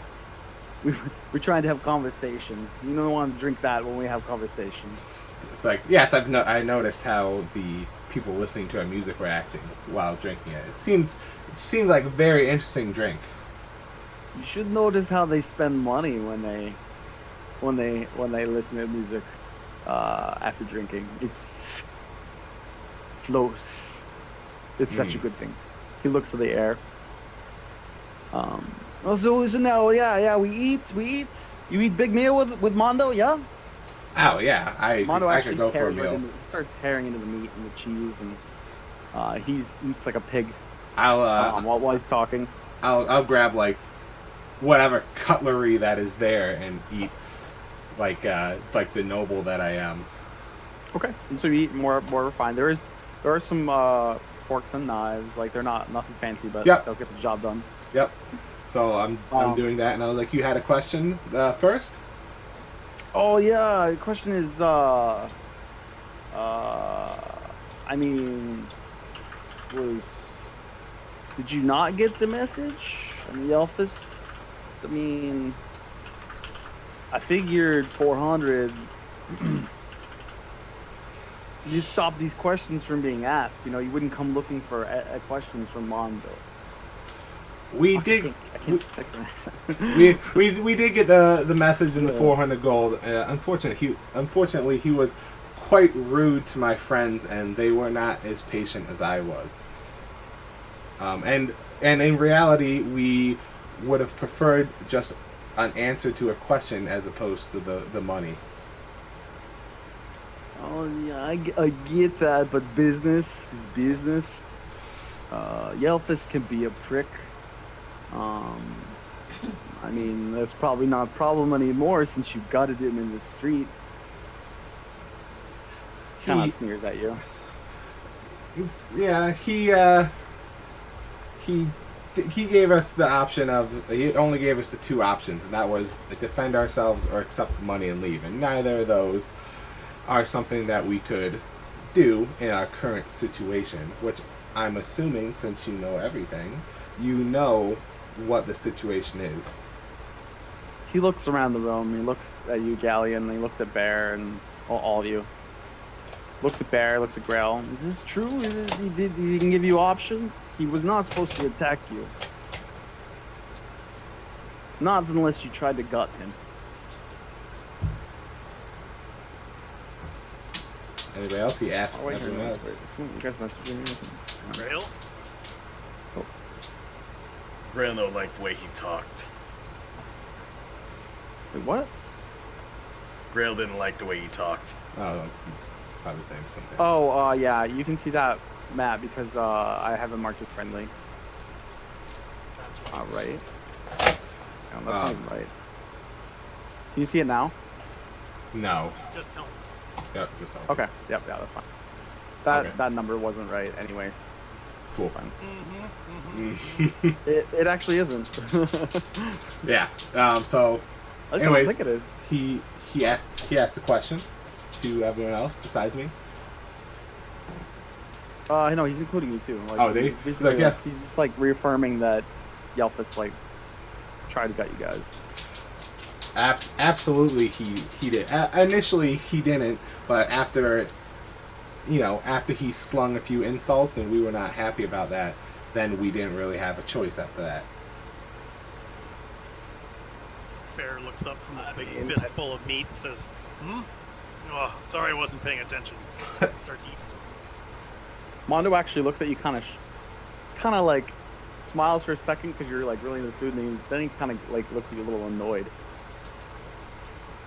Well, maybe you don't want to talk business. We talk about other things. I got some stories I can tell you. We got stories of the plains. I can tell you all cool shit about the plains. About riding the dinosaurs and hunting the jackals and and about how we make the elixir. You want to talk about that? Would that get your attention, Bear? Oh, Bear's not interested. Elixir. Bear doesn't drink. You do eat meat. This is a fine meal. You do eat meat. All right, Yeah, that's fair. yeah, so- That's fair. yeah, I agree. I'm like, this is So actually you're not trying to be very rude, good. bastard. You're just hungry. It has been a minute since we have eaten. You are a big man. You are a very big man. Bear I can does see, like like- meals. He actually waves to one of the waitresses to bring more meat. More meat for my friend Bear. Maybe if we fill his belly, his ears open up. I mean, Although we might have to slaughter another pig to feed his belly. I laugh for a Jesus, moment, man. and then I say, I get back to business. I go, yeah. So unfortunately, it didn't work out with Yelfis, but we are not interested in anything that has to do with Tars Grayson, other than clearing our names on the assassination of him. And we don't want to know any other information about him or anything like that. We would just like to have the town guard stop coming after us. Assassination of Tars Grayson? He looks We- all innocent. As we were leaving a party, we happened to witness a shadowy figure standing over a body. And after he ran away, the town guard showed up and immediately accused us of doing it. Without taking his eyes off the food that he's eating, and while he's eating it, still, with that mouthful of, half full of food, Bear just blurts out, and in the middle of this, Yak the grin, where is he? And continue. I'll look at Bear and I'll be like, well, Bear is getting quite to the point. It is all right, Galleon. Mondo like when people get to the point. Mondo also like when people listen to his stories and eat his food too. You like the food? Good food. It's like the food is actually much better than I thought it would be. This is very nice. I would expect this from the upper parties that we were attending last night. Some of that is as fine as kangaroo you find in the plain. Yeah, as I eat it, I'm like, The small the small ones that are like they look like maybe they like fish. Those are like a lizard. Those are like a thunder lizard. They taste very good. I've never had some of these meats before. This is actually very good. Bitter, they little bitter, but they go with the other meat, the kangaroo and the ostrich. They go with that. It pairs well, especially with the cheese. And then I'm going to like take a few pieces of the meat and like eat it all together. And I'm like, masterfully cooked. Yeah, it is. Thank you. Smoked the meats myself. I can tell that it was smoked. Like the flavors they mix together so well, and you know how to pair them perfectly. You must be a very experienced cook. He smiles at you, rubs his belly.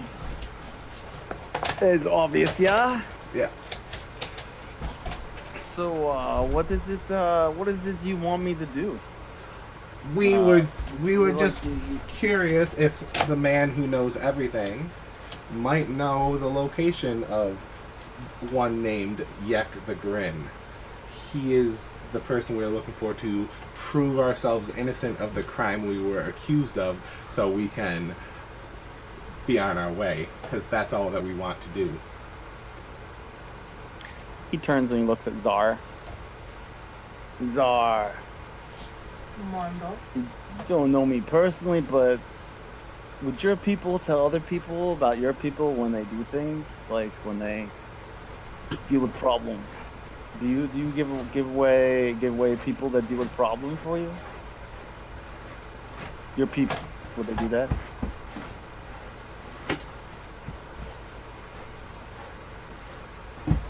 She narrows her eyes a little bit.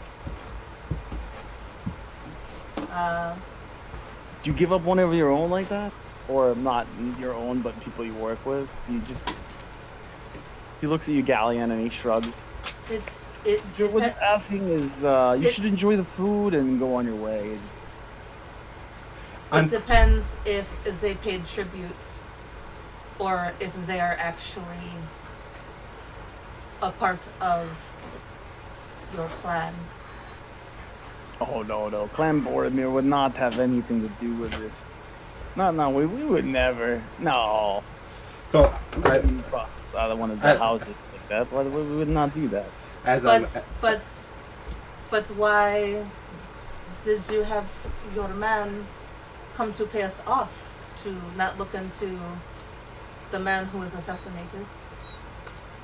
It's a good question, but like it was gift to go about your business. Gift to stop snooping. Gift to stop being a pain in my ass. She leans forward and crosses her arms over the table. She goes, but as my friend Galleon has said, the town's guard, they want us to find it or we will go to jail. You know how jail works for assassinations. Yeah? I put down my... No, I do not know how jail works for assassination. Well, I'm sure since you know... Who do you think you're talking to? No. I am innocently asking that you know everything. It's common knowledge. People go away for quite a while. It depends on who those people are and who they know. True. You feel me, Sasa? I put down my food and I look at him and I say, I hear Clan Boromir has connections inside the town watch. He kind of narrowly he narrows his eyes at you. Well, you want to ask questions, you don't ask stupid questions, alright? Well, maybe. Are you familiar with the Sergeant Imos? The fuck do I care about sergeants? we're back. I feel like we're getting off topic here as I'm cutting my meat, and I'm gonna look at him and say, if Yek is not a part of Clan Boromir, then he was just a business partner, and if you have already paid, then your business is completed, and there should be no more connections to him. So no need to protect. Is this Yek you ask of? Is he halfling? Is he sexy halfling man or woman? We have not encountered him yet. We only know the name. We've heard the name multiple times. And Yek the Grin. That does not sound like sexy halfling man or woman. I agree. It does not sound like the name of a very good-looking halfling. Not like Mondo, which is the name of a very attractive halfling. He's a shit. Yeah, you got it. You got it, Galleon. Eat up some more. You smart man. Yeah, like if he's not halfling, he's definitely not Clan Boromir. You know. Exactly. So there should be no loyalty in protecting him either. Excuse me for a minute, Galleon. I must piss. I have to piss. I've been drinking and eating. I'll be right back. Absolutely. He gets from the table and walks back, like behind the bar, like he's heading towards the privy, perhaps. Mm-hmm. You guys can talk amongst yourselves. Yeah. I'll be back. I gotta piss. Okay. Awesome. Yeah. So I'm gonna look at them and be like, I don't care about anything else that he knows. I just want to find out where Yek is to prove ourselves wrong. We're not trying to blow the top off of the Boromir clan or anything like that. We do not want them as an enemy. If we can get him to call off Sergeant Imos, then we don't have to worry about Yek. I agree, but the way he reacted to that makes us seem like we should not pry into that business and perhaps just stick to something else. To everything is that we should not pry in.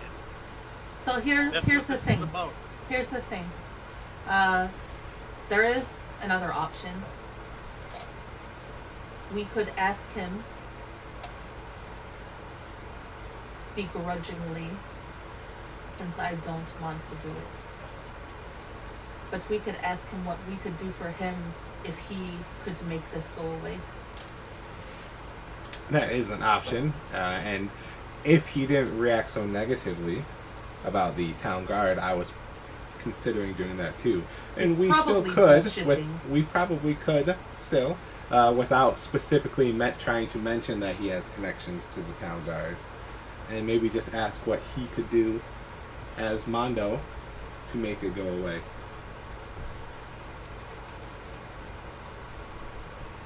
Grail could persuade. Not that way, Grill. Not sword persuade. Shield persuade? Sexy Warforge persuade. Zaris groans. Or the Face eye Grail palms. up and down and be like, perhaps we have other options. Grail is beautiful. Yes, Grill. So beautiful.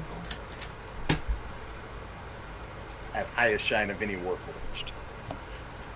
Hopefully you didn't shine yourself with the rags at the place we just slept. Oh. How you think? How do you think Grail got such a shine? Of course he. No wonder I smelled something foul. I thought it was just the location. Grail no polish himself with birds. Oh come on, that was funny. Damn it, foul birds, get it? God, Yeah, I get it. God, I hate you so much. I'm kidding. I just imagine Grail like explaining the joke, and Zaris is like, ah.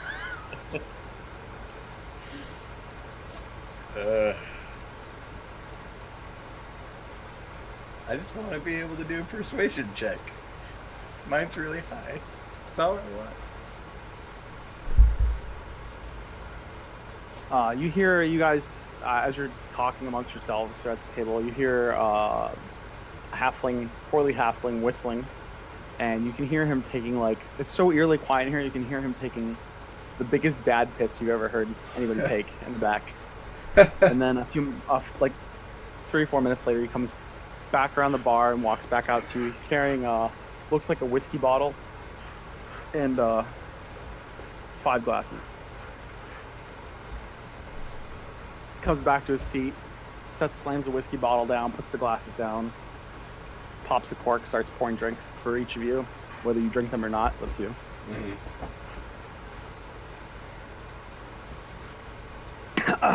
Oh.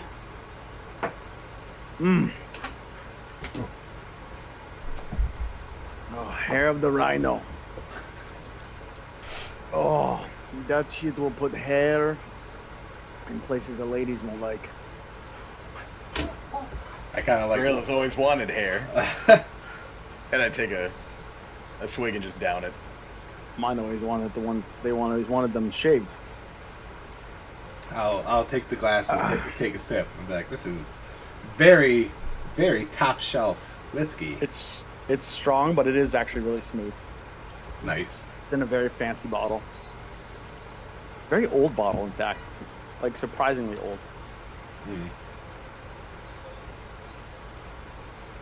Oh.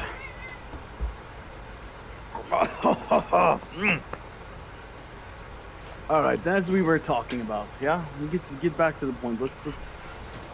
I think what I was getting at is, Yek's not my problem, but he's not your problem either. You understand? Oh, hang on. Do you understand?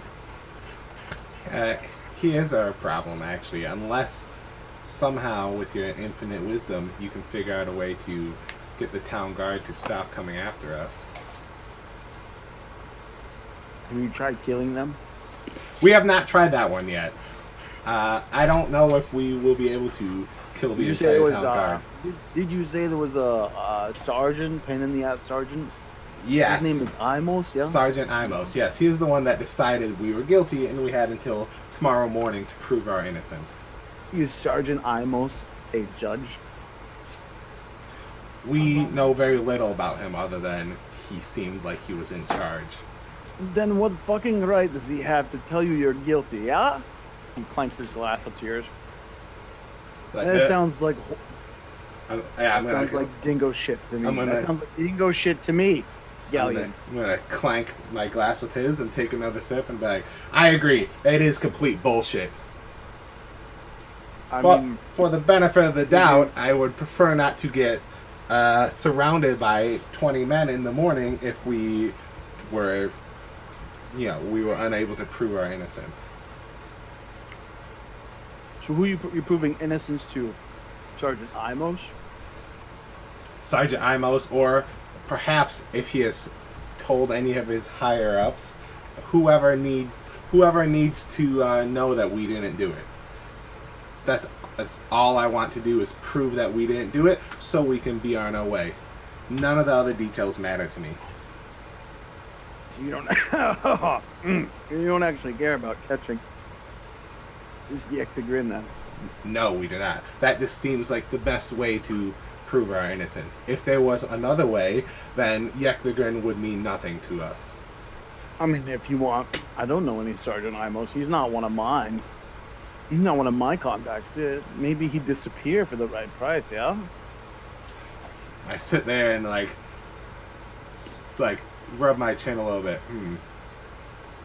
What would the right you know price who be? you're talking to, right? Right, Galleon? You know who you're Yes, talking to. you Right are there? a very strong, he's powerful like- man, and very influential. He And reaches across the table and pats Bear on the forearm. Yeah, you know who you're talking to. For the right price, I'll get you anything done. He kind of nods his R. He looks at Grail. This one might not be okay with that though, with like Silver Flame and all. Grail Hopefully- don't like. Hopefully he not wet blanket. Grail does not like. Grail, when he says take care of, he just Well, means Grail, I can make you a star. You with the the bagpipes you play. I don't see you carrying bagpipes, by the way. And where'd you get your bag? Grail does not tell secrets. Grail, smart man, then, yeah. I look at Grail and say, when he say he's going to take care of Sergeant Imos, he just means treat him to a nice fancy dinner like this, Grail. He raises his glass and he clanks into Grail's glass. Mondo does not trade secrets either. He's really hammering away on his whiskey, Yeah. just like Garrett is. So yeah, I'm going to lean down on the bar and pick up a piece of meat and like I'm inspecting it and be like, so what would the right price be for getting us off the hook?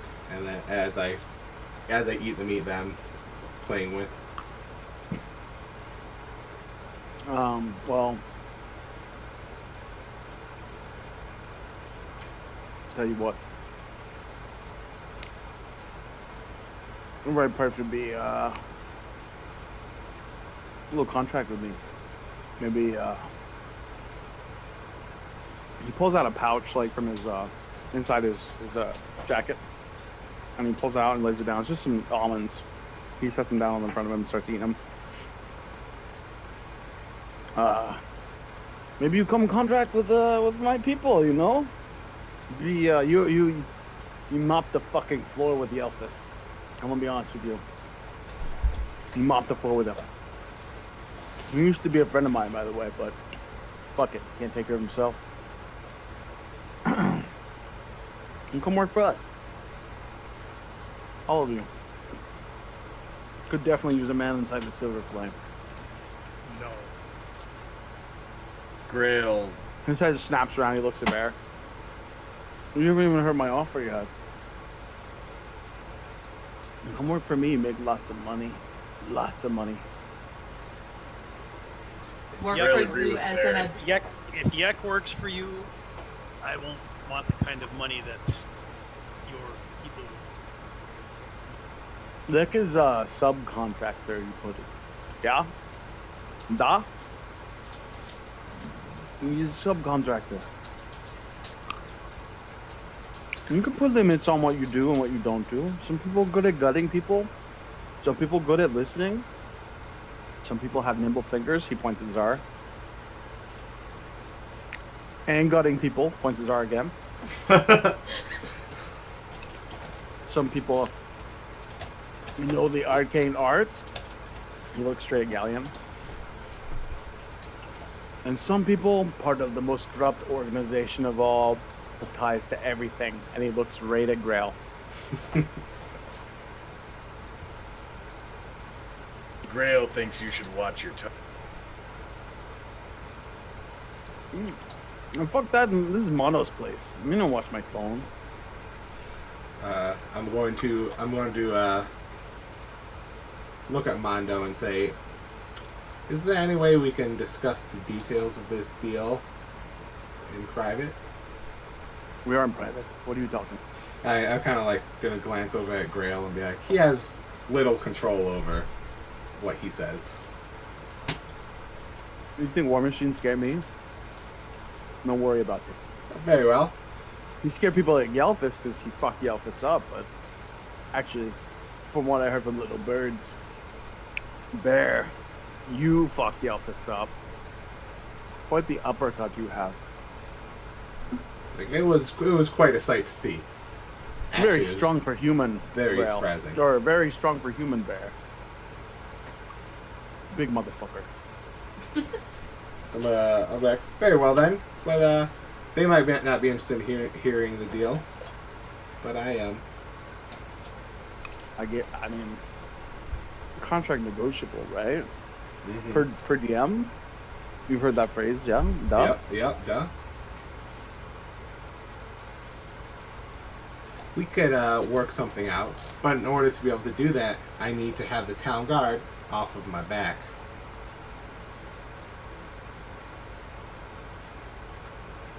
And he sits up from the table and walks out in the middle. Can I get perception checks for everybody in the room? Yep.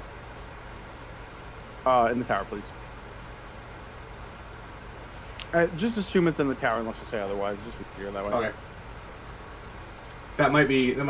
We might need to not do that so much once Jess starts handing out bardic inspiration from people. Why? Because you can choose to use the bardic inspiration after you've rolled and seen the result, but before the DM tells you whether it's successful or not. I may change that to just tell you whether it's successful and then you can choose to do it. That's fine too. I like that better. I like being able to have the private rolls private. Cool. I'll think about that though. Yep.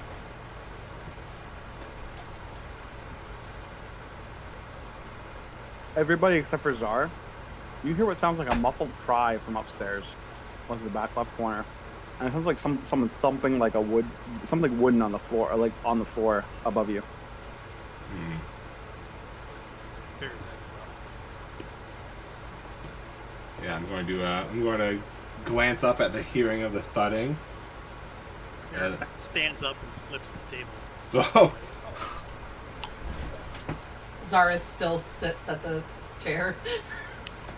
As you do that, Bear, can I get a perception check? As you're flipping the table, you happen to notice, like, off in the corner, that it's like the corner of the bar. Holy shit! Nice perception. God, you guys gotta stop rolling like 20s and 19s and shit. So- I can't believe I didn't see anything because I have the highest perception.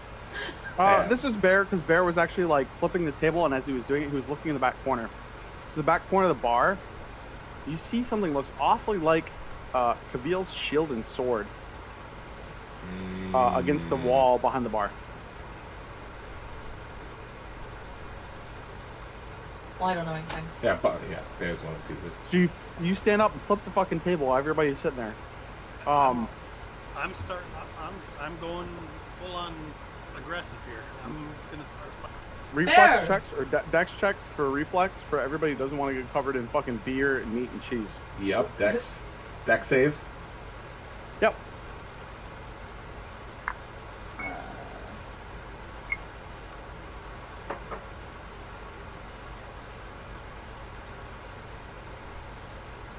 Oh, I think I rolled the wrong thing. Yeah, the saving throw is on the right side of the screen. Yep. As he's flipping the table too, Zaris is like, Barrett, what's the fuck? Because obviously I didn't hear anything.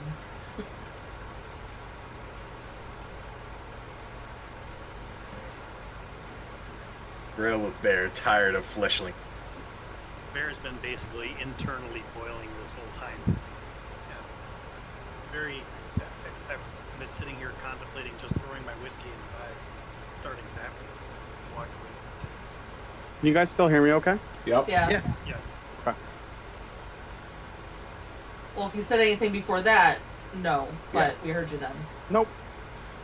So everybody except for Grail gets covered in beer, and he gets Whatever. some He just ostrich polished meat himself with and poop. some So. kangaroo.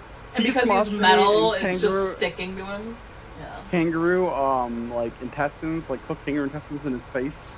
Well, we got a lot of extra gold when we fought Yelphus. You can buy somebody to polish that off you later. Grail, you're covered in beer. Absolutely covered in beer. Like, you literally, like, most people would have stepped out of the way of the beer. You actually stepped into the flying beer. Like, fuck this. Shower me with beer. Maybe you didn't give a fuck. That's why you did it. You just didn't give a fuck. You were just like dead set glaring at fucking at Mondo. Well, when he was flipping the table, Grail was getting ready to stand up, and his one good eye starts flashing red. You don't see any weapons on Mondo. As the table comes crashing down, everybody give me a wisdom save. Oh. Wisdom. I'm so good at that one.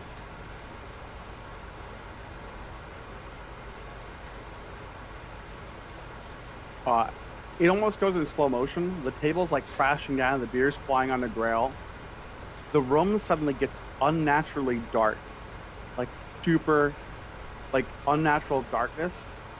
You can't see the other figures in the room except for Mondo. You see Mondo perfectly clear. And Mondo's like, oh fuck. What did you expect? Did you expect them to fall for that? Ah, you're useless. You served your purpose. No, Mondo didn't serve purpose. Mondo can fix this. You served your purpose. And the part where like those two sounds are both coming from Mondo, but the second one sounds like a different voice coming out of Mondo's mouth. Oh shit. As that natural darkness envelops you, you all feel paralyzed from the neck down. Completely paralyzed. The room is completely unnaturally dark now.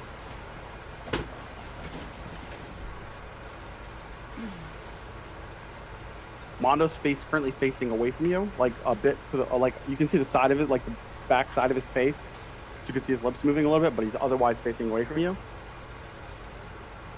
So you see Mondo like turn his back to you, and he's basically like arguing with himself, but in two different voices. You feel the other darkness, like almost like a despair and overwhelming dread, like wash over you. And the room goes completely dark, unnaturally dark. And then you start to see Bear. You see Mondo's head actually spin around almost backwards, unnaturally. Like his body's not turning, but his head is turning.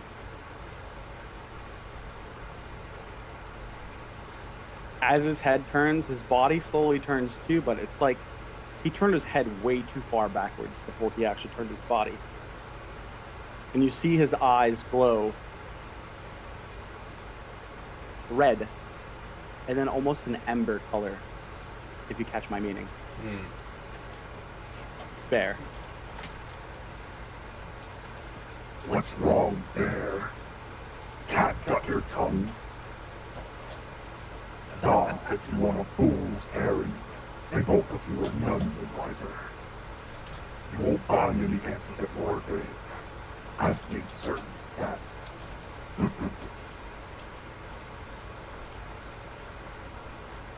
Well. Did we hear this, by the way? Like, You absolutely hear it. Okay. That I'm just scared the making sure dog that it shit out of wasn't. me, by the way. I know, it scared. I was like, oh. Mondo's head turns towards you, Galleon.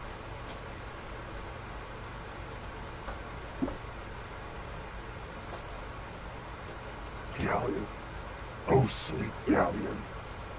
I've missed our little chats. Say hi to Galiana and your parents for me.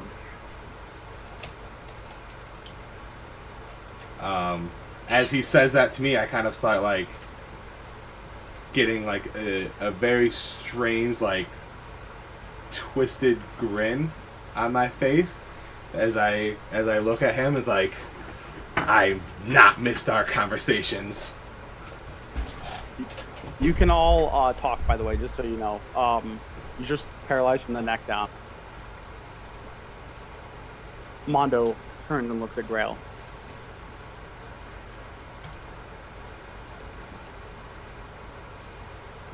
It was unexpected. No matter.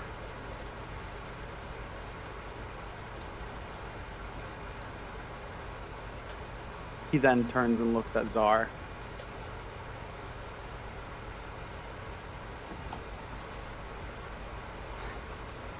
What a lovely child. No, wait. There's more to do. You stink, Seraphim.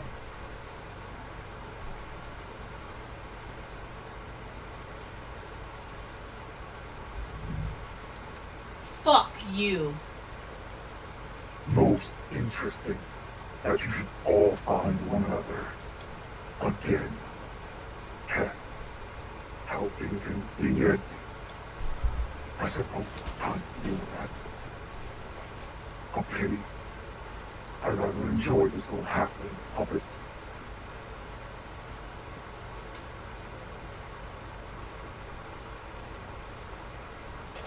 Czar, you start to hear, as he finishes saying that, the darkness grows on all of you. Czar, you hear a screech in your mind, a very melodic, light screech, and then you hear a loud, like ringing bells in your ears. This grows louder and louder and more intense as the darkness grows in on you. You all see Mondo begin to chant in some sort of fiendish tongue.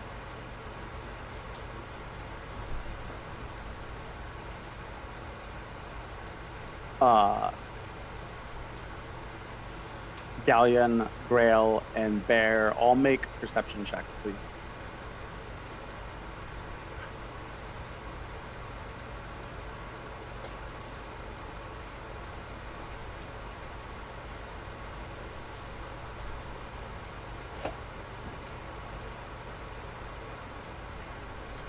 You all notice that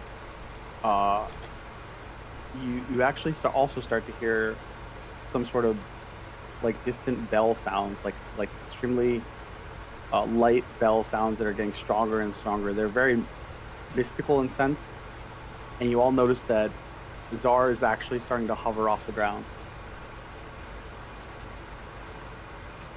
And her eyes are starting to turn white, and then like a blue fire into a silver fire almost. I'm gonna glance up at her and be like, I did not see this coming. You see. I want Go to ahead, use Grail. Divine Sense.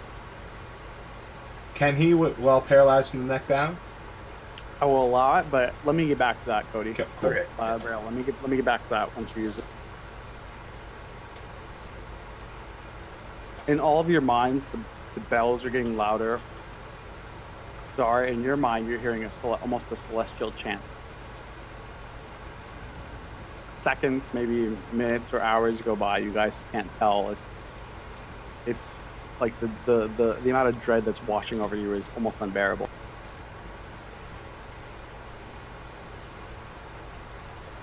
Mondo's ember eyes, or should I say, someone else's eyes, lock onto Czar, and it begins shaking his head unnaturally fast back and forth, like it's agitated, as it's like locked into Czar's vision. And then out of Czar's lips, you all hear, including you, Czar,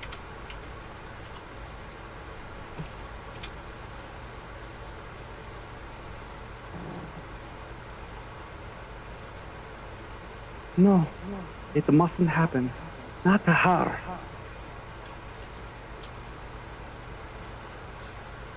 And a bright flash of blue light washes out from Zara's eyes and across the room. Mondo screeches in a demonic, unnatural voice. And everything fades to black for all of you.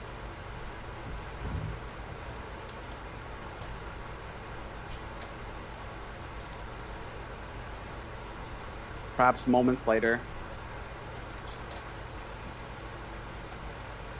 you all begin to stir awake, the vision coming back to you, the candlelight in the tavern flickering.